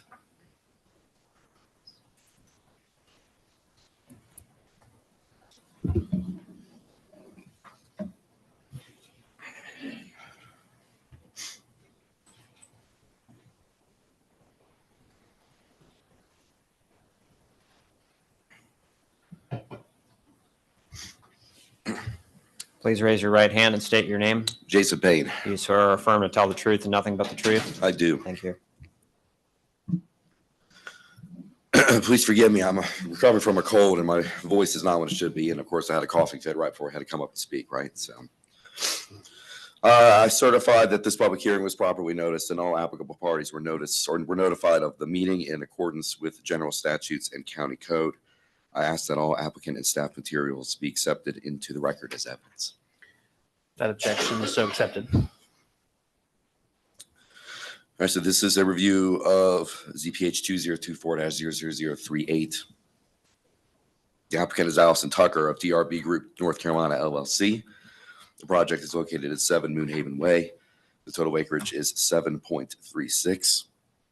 This development is serviced by public sewer and water. Excuse me. This is the third time that this project has come before this board. The reason that we're here today is to simply request a parking deviation from the original plan. This board previously approved a subdivision into townhomes at the last meeting in September. When it was reviewed for the subdivision plat, it was noticed at that time that many of the units did not meet the 2 parking spot standard of 2 9x18 spaces outside of the right of way. Excuse me. So they're seeking a deviation for the parking from 2 parking spaces to 1. But again, this is no different than what you previously approved before. It's just seeking that deviation. Again, forgive my coffee voice here. Do you have any questions? Briefly, Jason, would you remind us on this of the mix of the unit types, on how many bedrooms each unit contains? If we have, I do not have that information right here in front of me for this. And then, real quick, how short are they on that length for the second space? It varies from unit to unit. Okay. Jason, a question in terms of the change that we approved before. My memory was we went from a leased development, meaning apartments, to owner-occupied units, correct? It was subdivided to be separate units. I do not know whether or not those will be owned by the company or if they will be sold to individual tenants. The application says they intend to sell. Okay, they intend to sell, then yes. Is there anything in that action that we took that has any impact on the parking expectations for an owner-occupied townhouse development? No, one of the subdivision standards is that there's a right-of-way requirement on the road of 45 feet. That was not a requirement when it was a PUD prior to the subdivision. So in doing so, the right-of-way is encroaching into the driveways. And parking standards state that required parking cannot be in the right-of-way. So if I can restate that, so the change that was approved did have an impact on the parking size, number? It was unbeknownst to all parties. It was something that was overlooked and was caught during the subdivision review. I remember us talking about it and I think looking I at remember us talking photographs about it and too. pictures or things of car. I would want to have the minutes from that meeting as part of our package before I'd even. So to be consider clear, 2 parking spaces. The parking is not being removed. It's just that the parking is now, it's within the right of way, and we didn't realize that until the subdivision plat came in. I for think one that of was the part of reviews. our discussion back in the day. So we did not realize that. The applicant did not realize that. It came up into the subdivision. Had that have been noticed, this deviation would have been requested at the last meeting during the subdivision in order to subdivide. This deviation request would have just happened right then and there. And so the size of the parking pad will not change. No. Due to this reduction to 1 space per unit.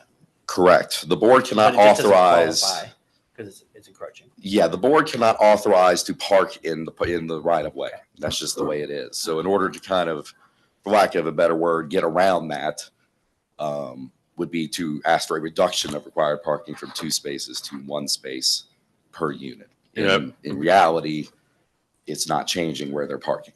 If you could just refresh my memory, how many units are there?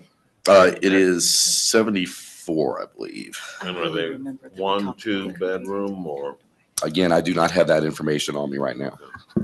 I think as we move forward and hear from the applicant, we want to discuss as a board what ways we can ensure that the parking, if it goes forward, to assure that the size of the parking pad is not changed, as at least, yeah. All right, any other questions for staff? Practical.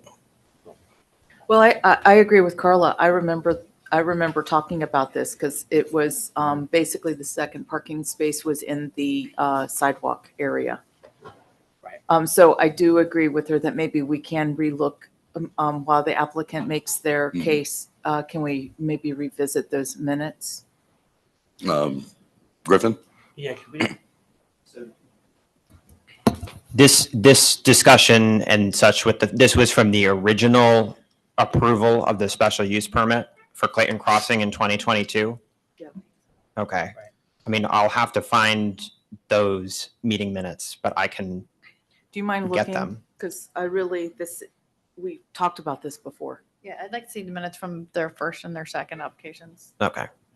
If we could just email a link, that would be whenever you get that ready. Thank you. Yeah, bear in mind, in 2022, there was no right of way. There was no PUD requirement. They weren't subdividing at that time. So the parking issue wasn't an issue at that time. I think it came up the second time. Well, we'll get those by email in a few minutes here, but in the meantime, we can hear from the applicant, of course. Any other questions for staff in the meantime?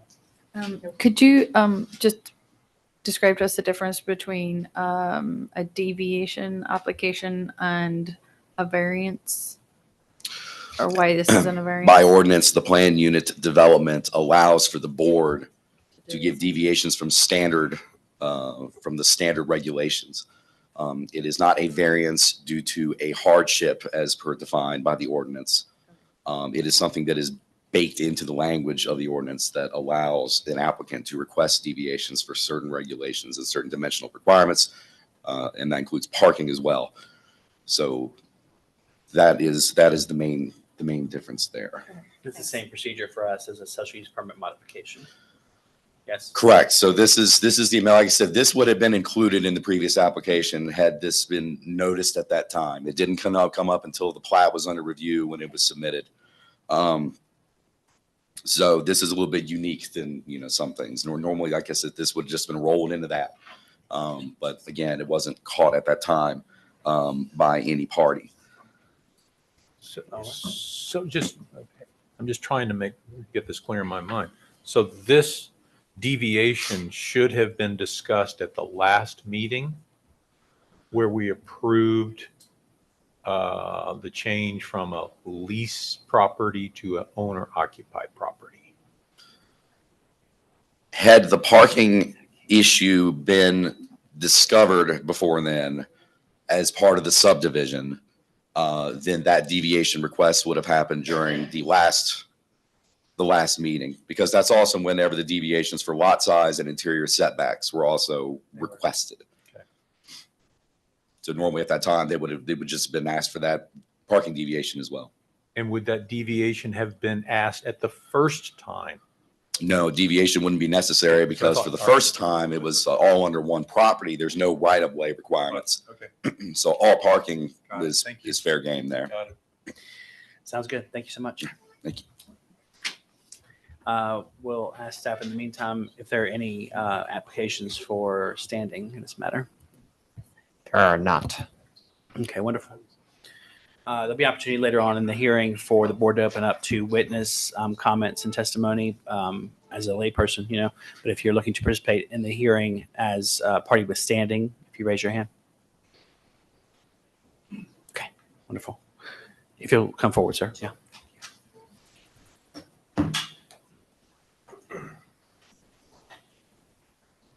All right, we on here? Hello? Yeah. Okay. We'll swear you in first. All right. Please raise your right hand and state your name. Chad Carson? Do you swear or affirm to tell the truth and nothing but the truth? I do. Thank you. Welcome, sir. Thanks so much, board members. Good morning. Sorry that this is the third time that we're in front of you. My second time. First time was a previous owner. As mentioned, last time we were here for, You're the applicant? on behalf of. So on behalf Yes, of- sir. Yes, Okay. sir. Is there, but you're already part of the case. Yes, sir. Yes, You're sir. the applicant. Affirmative. Anybody else looking to participate in the hearing as a party with standing? Last call.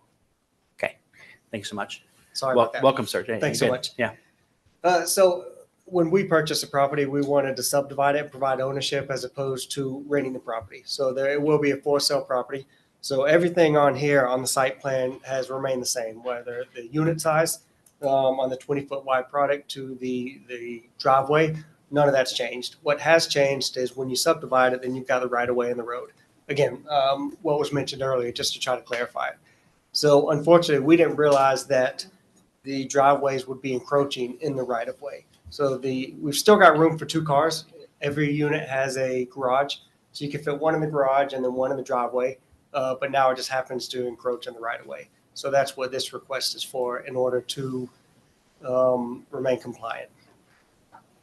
The maps you presented as part of the application, do they include, do all of them depict the parking going into that right of way? Every single unit has this issue? Not every unit, no, sir. Is there a breakdown of which units do have that problem? Or can you identify which ones do? Let's see. I don't have them individually picked out in front of me, unfortunately. So I could make some educated guesses, but I'd be lying if I said I know exactly this building, that unit. Okay, and so just to be clear, the right-of-way line is a black line about 10 feet or so from the curvature of the road that we're seeing going into these driveways. So the ones on the curve, for instance, would take more Yes, sir. driveway than the ones internally, for instance. Okay. All right. Yes. Savannah. I wanted to let the board know that I was able to locate the minutes from 2022, and you should receive them in your inbox. The ones from the last meeting that this case was heard on have not been completed yet, so I will be able to send those. So I have notes, but they're not approved minutes that have been voted on by the board for that case. So I don't know if the notes can be considered. Without going into too much trouble, is it possible to parse the parking segments of that discussion or not? At this, I don't believe it was even mentioned in the discussion. Really, the only discussion that took place was that it was a request to subdivide into fee simple townhome lots with no change to the approved plans, just to subdivide. Okay, we've clarified this at this point where it's a new matter. Yeah. So, all right. And just to add a couple more things, if I may. Yeah, We do please. have an additional 20 parking spots in here in 5 little areas throughout the community. So we've tried to kind of give some additional parking spots there. And part of our CCRs and HOA documents will not allow for any type of long-term parking in those areas. So realistically, they should be open for actual guests, not people living there. Board questions? So for clarification, so those additional parking spaces, are you saying that those would be available to units where their attempt to park would be in the right of way because of the limited size of their driveway? No, so that would just be typically for visitor parking. It should fit in the driveway. It would just, let's say the back of their car, truck or whatever would technically encroach within that right of way. Although it would not be sticking out into the road. So what happens if somebody buys one of these homes and then down the line, there's more enforcement or somebody seeks to enforce the right-of-way requirement? That's a good question. And I don't have an answer to it, unfortunately. We're still pre-construction. We are, yes. Yeah. Okay. We've pulled permits for one of the buildings. So yes, pre-construction, however, permits have been pulled for the first building and then held until we got to this meeting. Have you had internal discussions with your engineer or site designer on this issue and discussion of a change in orientation of the buildings? Not an orientation in the building. There has been some conversation about pervious driveways. However, that would have to go through stormwater, where we could offer some additional spaces, but it would be pervious, so it wouldn't increase any kind of impervious in the stormwater. I've got a question. Yeah. Okay, so these additional spaces, Yes, sir. that one changed the ratio of one space per unit. That's included in that, sir. So Okay. the additional 20 are included in that 2 per. Okay, so then I got a question. We've encountered this before. Let's say you want a relative to visit you. Where would they park? It's where we're working on the impervious option. And then also with the CCRs, although it is determined, no long-term parking there, I'd like to think that the management company could be notified and then they'd be able to park there for a short-term amount of time. There's a little bit of speculation in there, of course, but that's how. Which area are you talking about long-term parking? Park there on a regular basis, say, 6 months. In someone's driveway? On the additional parking, sir. Okay. Driveway as long as you'd like. That's across from the amenity area and down at the ends of the streets? Yes, sir, correct. Okay. So it's on the map there, across from the amenity area, there's some just parking spaces. And then one of the main entrance, kind of where the CBUs are, the mailboxes. They're scattered. Yes, sir.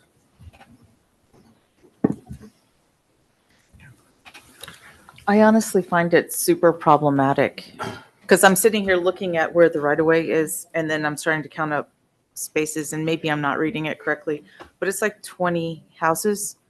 And how are you going to keep good relations with neighbors when people are separate owners?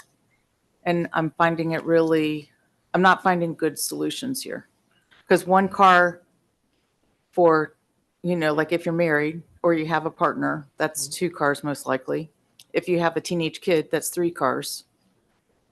I'm not making the math work with your numbers and what you're suggesting. Gotcha. I'm more concerned about the question of, is a plan so bad you have to come back 3 times, and not wanting to encourage us to clog up the system with deviations or sending out that message. A bunch of time is spent on this already. Yeah. I think they're trying to fit a whole lot on a small spot. Yep. Yeah, I mean, Maybe it's too know, much. I just don't understand this. have you looked at any solutions to this? No, sir. To be completely honest, when we were introduced to the project, it was already previously approved. So we haven't deviated from the original site plan since it's been in our hands. But we just elected to go the for sale route as opposed to the lease or rental route. But the lease or rental route did not have the right-of-way issue that has been brought forth now. Correct. Yes, sir. It's a new issue. So the decision to change from the lease to an owner occupied, I'm just wondering how many checks, how many professionals, how many people that it slipped by that by making this change, we now have a right-of-way issue. Admittedly, we missed it in our office, speaking with the civil engineer, and I'd imagine there's a couple, but frankly, out of naiveness, we just weren't aware of it. What So, is, again, my apologies. what are the size of the units? Remind us on this, because we've got minutes that were sent over, but haven't had a chance to look through that yet. Yes, Remind sir. us of the breakdown of the units here and what their They are going to bedroom counts be, are. let's see, 20 feet wide by 57 feet deep. I want to say 1,500 square feet, roughly. Okay. And do you have bedroom count breakdowns? They're probably going to be 3 bedrooms. 1 down, 2 up, you assume? I believe 3 up on these. Sir. 3 up. Okay. On a 20-foot frontage? Yes, sir. Mm-hmm. And there's a garage Single car garage down. for all units. Yes, sir. So that's the one parking place. If I may, just, sorry, this over here, just quickly for the board as a reminder, I know it is a little confusing, but just to make sure everybody's on the same page. In 2022, this project was approved by the board. So none of the site components have changed. The parking is still there. The roads are as is, the buildings are as is. The fire marshal has even approved this most recent change. It's just simply like on another project townhome, I believe that's come before the board, we can't count per the ordinance parking spaces in the right of way.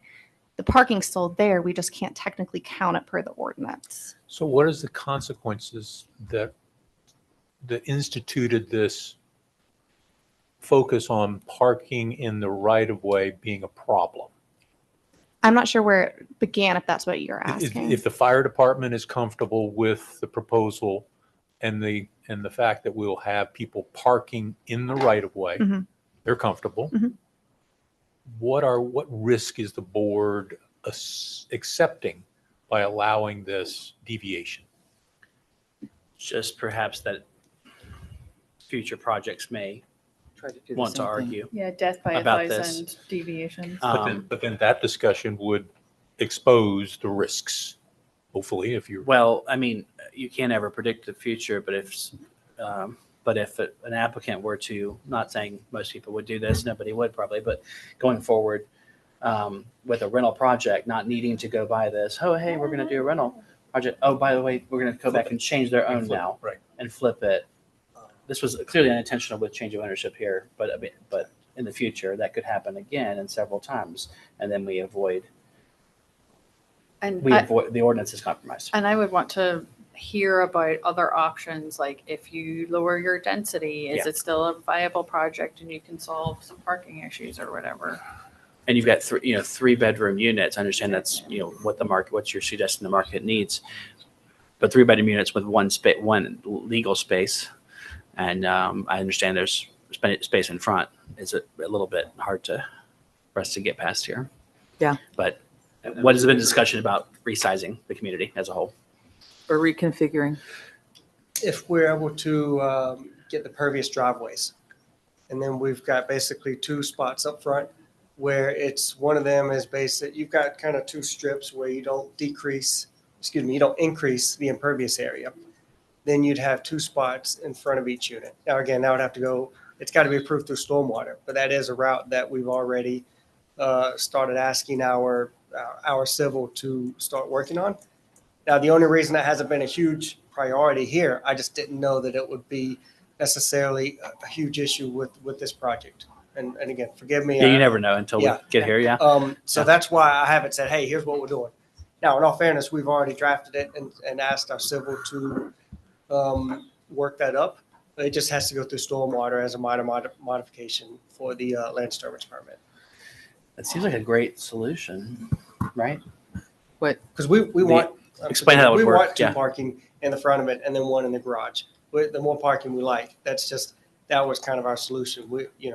To go in on that. So for the layperson, can you explain what that involves to change this to the impervious? Absolutely. Yeah. So essentially, we would have we'd have 2 kind of concrete strips on the side in front of the townhome, and then there'd be a wider one in the middle. So the wheels would just go on the concrete pads, and then that way you'd still have the grass strip, so it wouldn't increase any impervious area, so you wouldn't have any kind of stormwater runoff issues or anything like that. So you can park in the right of way in that scenario? And that's. Well, in all fairness, no, because then we're still hitting the same kind of issue. So Right. that's also Okay. why it's kind of 2 things where it still puts it in the right of way, to your point. That gets to complying with the impervious surface ratios. Yes, yes, Right. yes. Yeah, I'm sorry. but not the right of way. Yeah. No, So just going through stormwater wouldn't help. We still have to solve this. Are there setback challenges on some of these buildings in terms of moving the pads back? Some of them are pretty tight. Yes, sir. In order to keep the exterior buffer. Yeah. Now, with the exterior buffer, that's just one that was showing. I don't know that the PUD shows that in there. But we like to keep that buffer to kind of, we typically just like that buffer in our neighborhoods if possible. Not having the notes from the 2022, were there other variances that were granted to allow this configuration? Forgive me, it wasn't in our hands in 2022, so I'd be hesitant to answer that, sir. I think So- the other problem there is that it was It's the approved. ownership that bothers me. It changed. It's a Renting- whole separate set of standards for Renting for owned versus versus owning. rented units, and so that would have changed. Or the original application may not have gone through, and for a If it number were of ownership. reasons, we don't know that with this configuration, which is why I think we're struggling now with not just a right of way issue, but the density overall of the project. Like, it's been approved, it's allowed, but as a rental, right? So the deviations may have been different at that time. You know what I'm saying? It would have, as a rental, there are different requirements, and we don't look at the full scope that of the buildings that we look at for a purchase. If you're They're just gonna be under Solo common- lots. They're gonna be under common management, and these get handed off to individuals who, Have to deal with it among themselves. yeah. Right. Sure.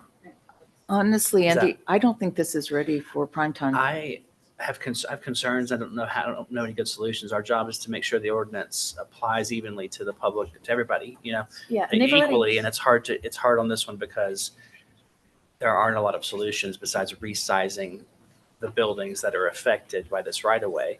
And when you do that, you change either the size and bedroom count of those units, depth of them, all of that, or reduce the number to make the pads work. Yeah, you've already had, the previous application included getting 0-foot setbacks and things like that. So, I mean, they're, might just be a little overstuffed. Right. Did you have a thought or clarification, Savannah? I just wanted to make sure that I was answering you correctly. So when it was originally shown before the board, everything was on the same parcel, all common ownership. And the only reason that's being seen now and the time before is that they're subdividing the lots for individual ownership. So regardless of rental versus whoever owns it. Yeah. And at the time, my recollection with board was advised that really this is just changing ownership. There's no other issues of consideration, when in fact there was one, and that's the one we're talking about now. The change is introducing the right of way. The previous as well, though, you were looking for a deviation in setbacks as well because 0 lot lines. So that as well. So the previous application, I'd have to look at it. But during that time, had the applicant or staff realized that they would also have asked for deviation and parking, because at that time, I believe the right of way may have shown 40 foot instead of 45 foot. And that was what was overlooked. And that's why we didn't realize that parking was also being asked to deviate. Yeah, with this situation, you got, let's say, 2 people in the unit that are working, but only 1 parking space. I mean, that just, yeah, I have a very difficult time with this. And, and as suggested, maybe come back with some other solutions. Would you advise that we keep it as a for rent product? Pardon? Would you advise that it be kept as a for rent product? Well, that I have no opinion on. My opinion is that, 1 parking space per unit With 3 bedrooms is not enough. is not enough. It's just not going to work. Well, okay, yes, sir. And I would say you've presented very well with the, the chips that you've got on the table, but staff are already stretched post-hurricane. Planning department, they've been slammed and they're exhausted. So we want applications to come that are like ready to rock and prepared. And I'm not super happy about having some speculative discussion when there's other solutions that are still in the works too. Like, I think it'd be better for you to come back with like a final option for us to look at. Yeah, that can comply with the ordinance Yeah. more directly. I think it's a lot to ask to reduce to one space for a 3-bedroom. I can't get there. So, would you like to? Yes, I'm sorry. Is that Before we, Andy, just what you said? Our So we have to allow one space, there will be a 3-bedroom unit with one space that With- is Well, the one on BB paper too. qualified space. Qualified. It still will look like this. There'll be a second space in Right. front. So, It you just know, is not- I'm sorry, just as a reminder, the original plan unit development for this was already approved by this board. 3 bedrooms or not, the bedroom count has not changed. The same number of parking, you could physically park the same number of vehicles as you could in the first time, as you could during the last revision, and for this time. The ordinance just cannot count a space that is not entirely outside of the right of way as a space. That does not mean you can't fit a car here. Nothing is being removed from the previous plan.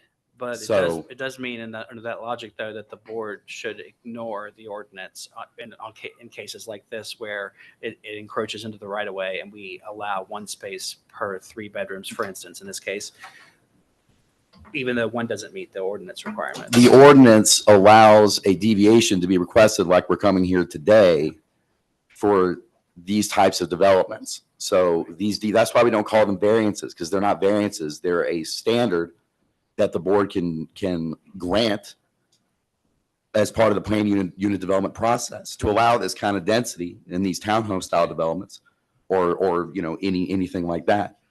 So, the solution to this, other than making the applicant redo this entire plan and come back before the board again, one of the solutions is to seek a deviation as is allowed by the ordinance in order to allow this kind of parking configuration.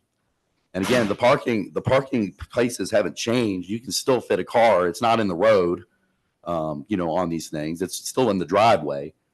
And it's not on all units. It's probably on about half the units. Applicant, please correct me if I'm wrong. Yes, sir.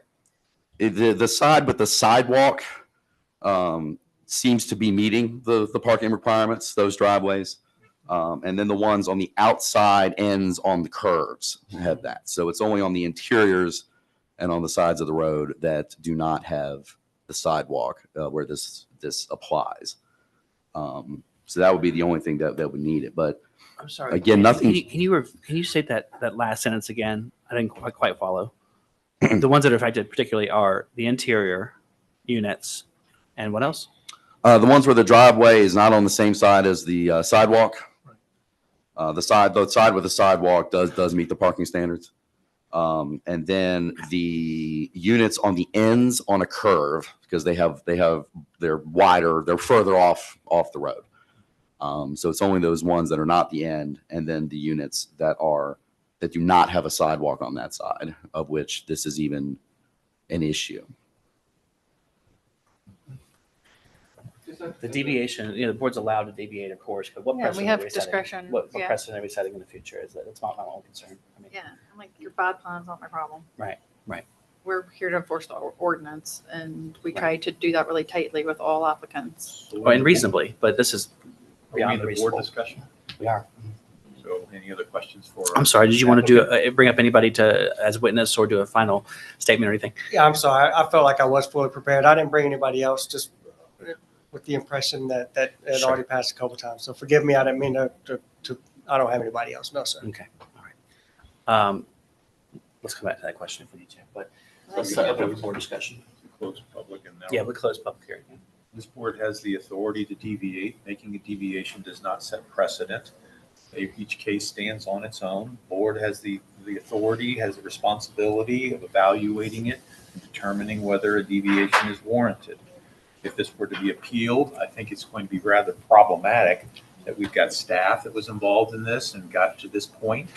The board has reviewed it. Last time it should have been, although staff and the applicant didn't bring it to our attention.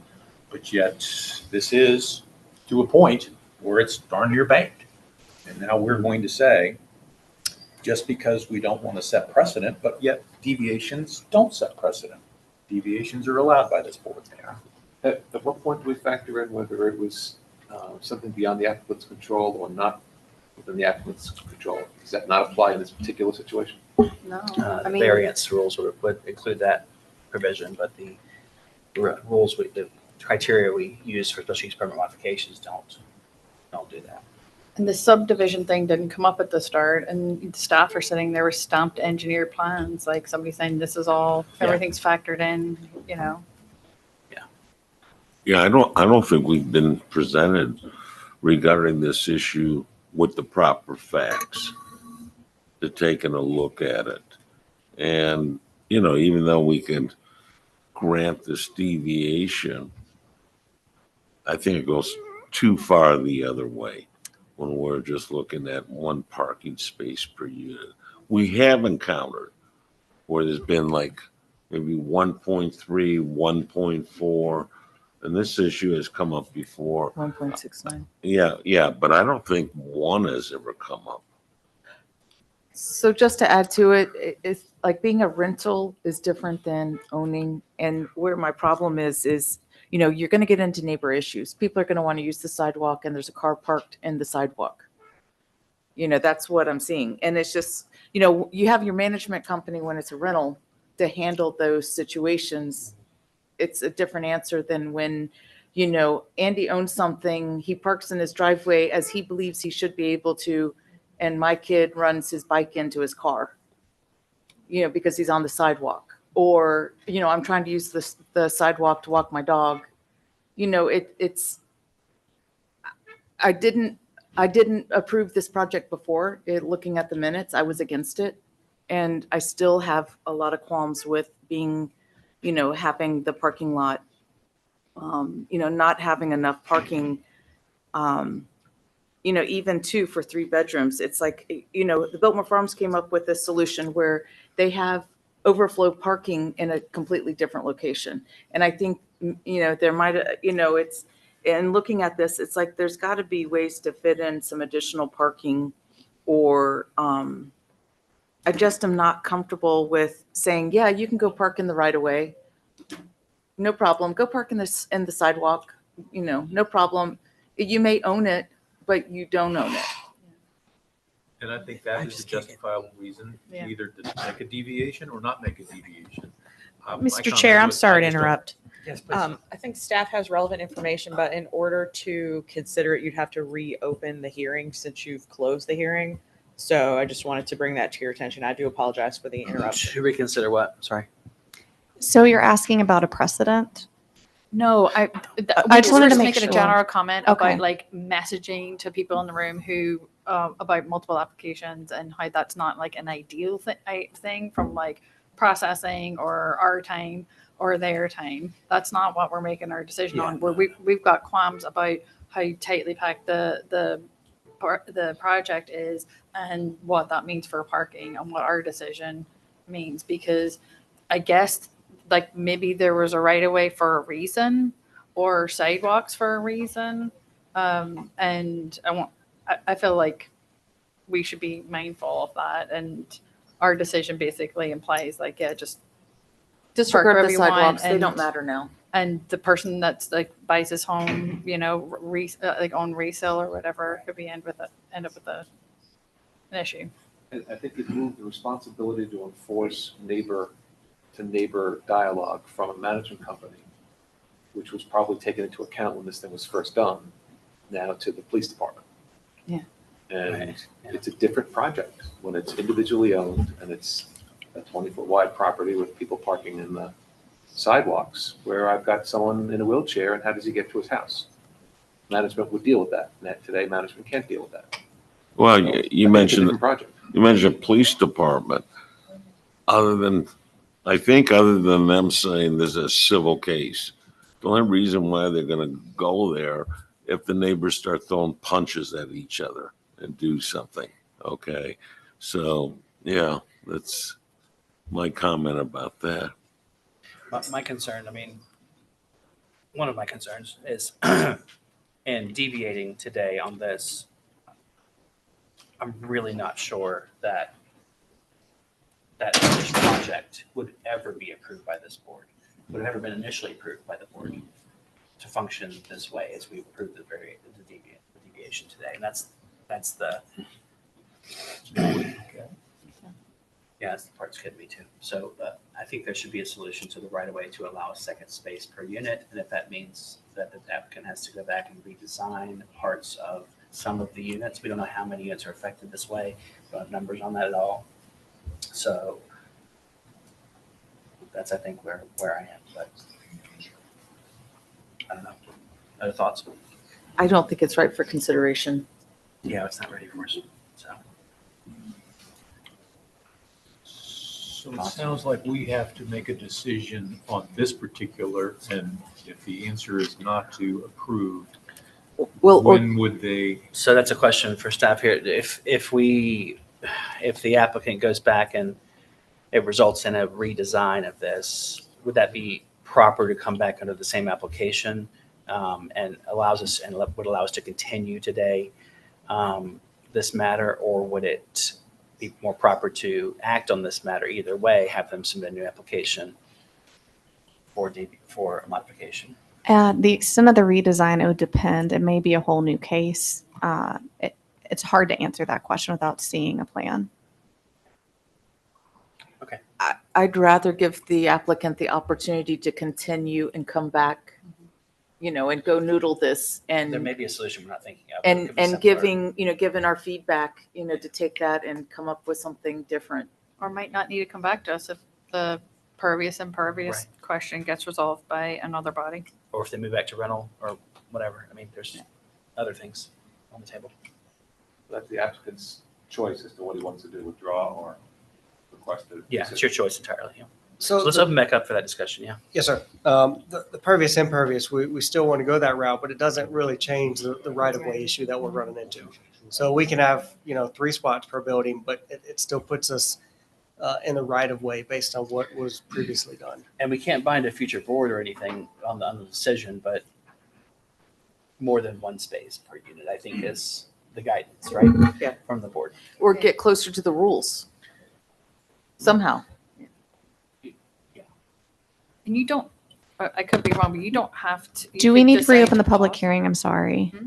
Should we We reopen the did. public? We Oh, you did. already We did? did, yeah, sorry, Apologies. we We did. didn't We're in catch the that. conversation with Thank that, you okay. so much. Am I correct that the applicant could ask to continue this and sort of,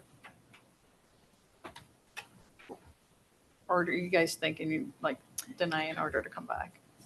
I think maybe leaving it open to the applicant in case there's a solution we're not thinking of that could fall in line with the same request, the same application.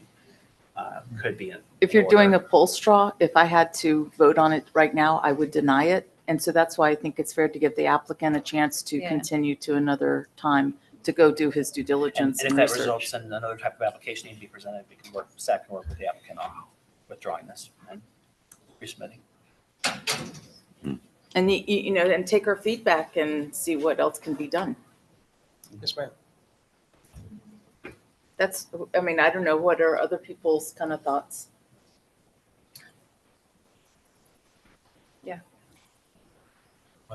My thoughts go what I would do as an applicant, but that's not an appropriate thing for me to delve into. It's up to you to come back and say, all right, hearing what you've heard, this is what we believe our next steps are. Sure, fair enough. Well, and again, I want to be respectful because this is our 3rd time. So the last thing I want to do is come back in here and get shot down again. I guess it sounds like that's maybe the only route that's viable at this point to. Probably leaves you with the most flexibility to be able to come back and decide whether to Okay. proceed with something like this or a redesign or something else. We'll reframe the Yeah. argument. With how many units are affected, et cetera, like some more. Okay. But is it fair to say to staff, if the applicant returned and said that this is going to be a leased property, the right of way is no longer an issue? If this is a leased property, then there wouldn't be an issue because it wouldn't be subdividing and you would just revert back to the original approval from 2022. Or if in maybe go to a horizontal condo regime, and then you don't subdivide the property, then you keep it at one property. And we just like the idea of subdividing as opposed to a horizontal condo regime. We've done that. We're comfortable with that route. I think that frankly may be the route that we look at. Just change the CCRs and HOA documents that we've got. So realistically, I think, whether we hold it or not, I think that may be the route. But ideally, we'd like to subdivide it, because then as an owner, you've got the actual property as opposed to, it gives you a little more flexibility. You feel like you own more of the land than just the unit itself. But I think a horizontal condo regime would certainly be an option that we would consider and likely go. And that probably doesn't change anything on your side of things. That's just kind of thinking how we would look at it. And then that way it stays within a single tax map, and then no right-of-way issues. Thank you So for what your do you think candor your and next steps? transparency. Yes, ma'am. So you want to continue another date? I'd like to find a route to get it approved here. And if that route is just not viable, then I would prefer not to have it denied. Yes, ma'am. And request a continuation. Then we'll take that as a continuation request at this time, and without continuing to date certain, because we don't know the He's got to intention. do his homework first. Right. Leaving it open-ended. Okay, all right. For motion to So we're continue? ready for a motion to continue. I second the motion. Yeah. There's been a motion and a second. All those in favor, please say aye. Aye. Any opposed, nay? All right. That Ladies and gentlemen, passes. thank you, guys. Thanks so much. Yeah. All right, moving to ZPH 2024-00026 Emma Road Townhome Special Use Permit. I make a motion to continue to January. Because it's 12 o'clock. Yeah, it's true. Yeah. Let's hear from the applicant here. Yeah. Thank you, Ms. Morazani. That's the same thing I was going to suggest, and that'll give us time to meet with these folks. This board knows that's what we prefer to do anyway, and this was really kind of thrust on us because of Helene recovery and the timing. So I think that will work out better than trying to get it started and continuing it off. So we'll get with these folks, starting with Ingrid and Andrea from Polar Emma, and Brandon and I will be outside and hand out cards and make sure that we have a proper meeting prior to the January hearing. That sounds good. We'll make Thank room you. for you. Yep. Thanks so much.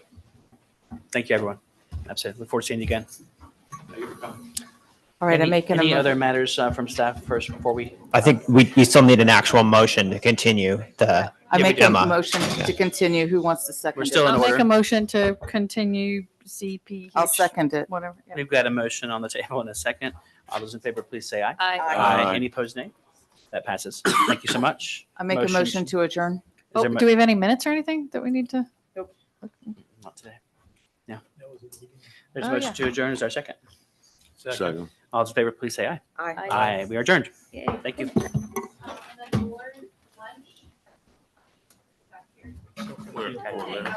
Nice to see everybody. Great to see you. Thanks for being here. Happy holidays. See you next Carla, you gonna be here this We'll miss you. afternoon? This afternoon. Yeah. What? Yeah. It's the planning board.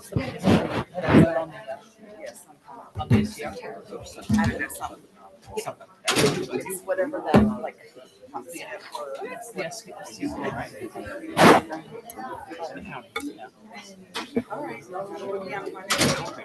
Good to see you. You too.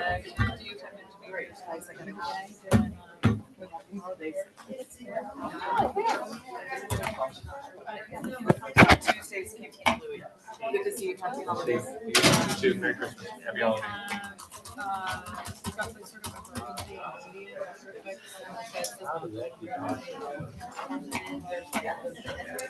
Well, it was fine. The initial approval was fine. In September, they came forward and said, it probably happens once every year and a half. It's not. Yeah. But also, we're acting on that, so I mean, that's what the large. He's probably got it. He thought this would be kind of a shrug of the shoulders, kind of easy one. I think applicants don't know how much we care about certain things. And how, you know, what's the big deal on this? I can't believe you talked to the engineer, architect, whoever, site manager, and said, I'm going to go to the board alone. I don't need you there. It's a parking deviation down to one space. Because it's the same thing. Maybe, but I mean, again, I agree. I totally agree. So there's no risk. That's setting a precedent. But I'm worried about the practical elements of all the developers. If there's a fundamental risk. Hey, good to see you. Yeah, so we couldn't get to you today. I didn't know it was gonna be a long. Yeah, John. Yeah.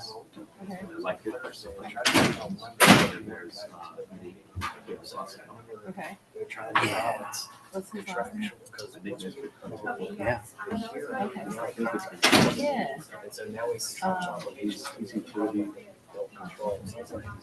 Yeah.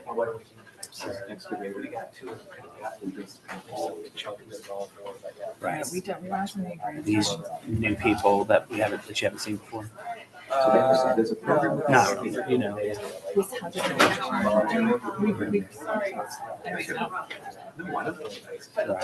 Yeah, in your case. Enjoy that Isabel show? No, the Sturgill show. Down in, was it you? Down in Cary. Yeah, I was there. Yeah, yeah.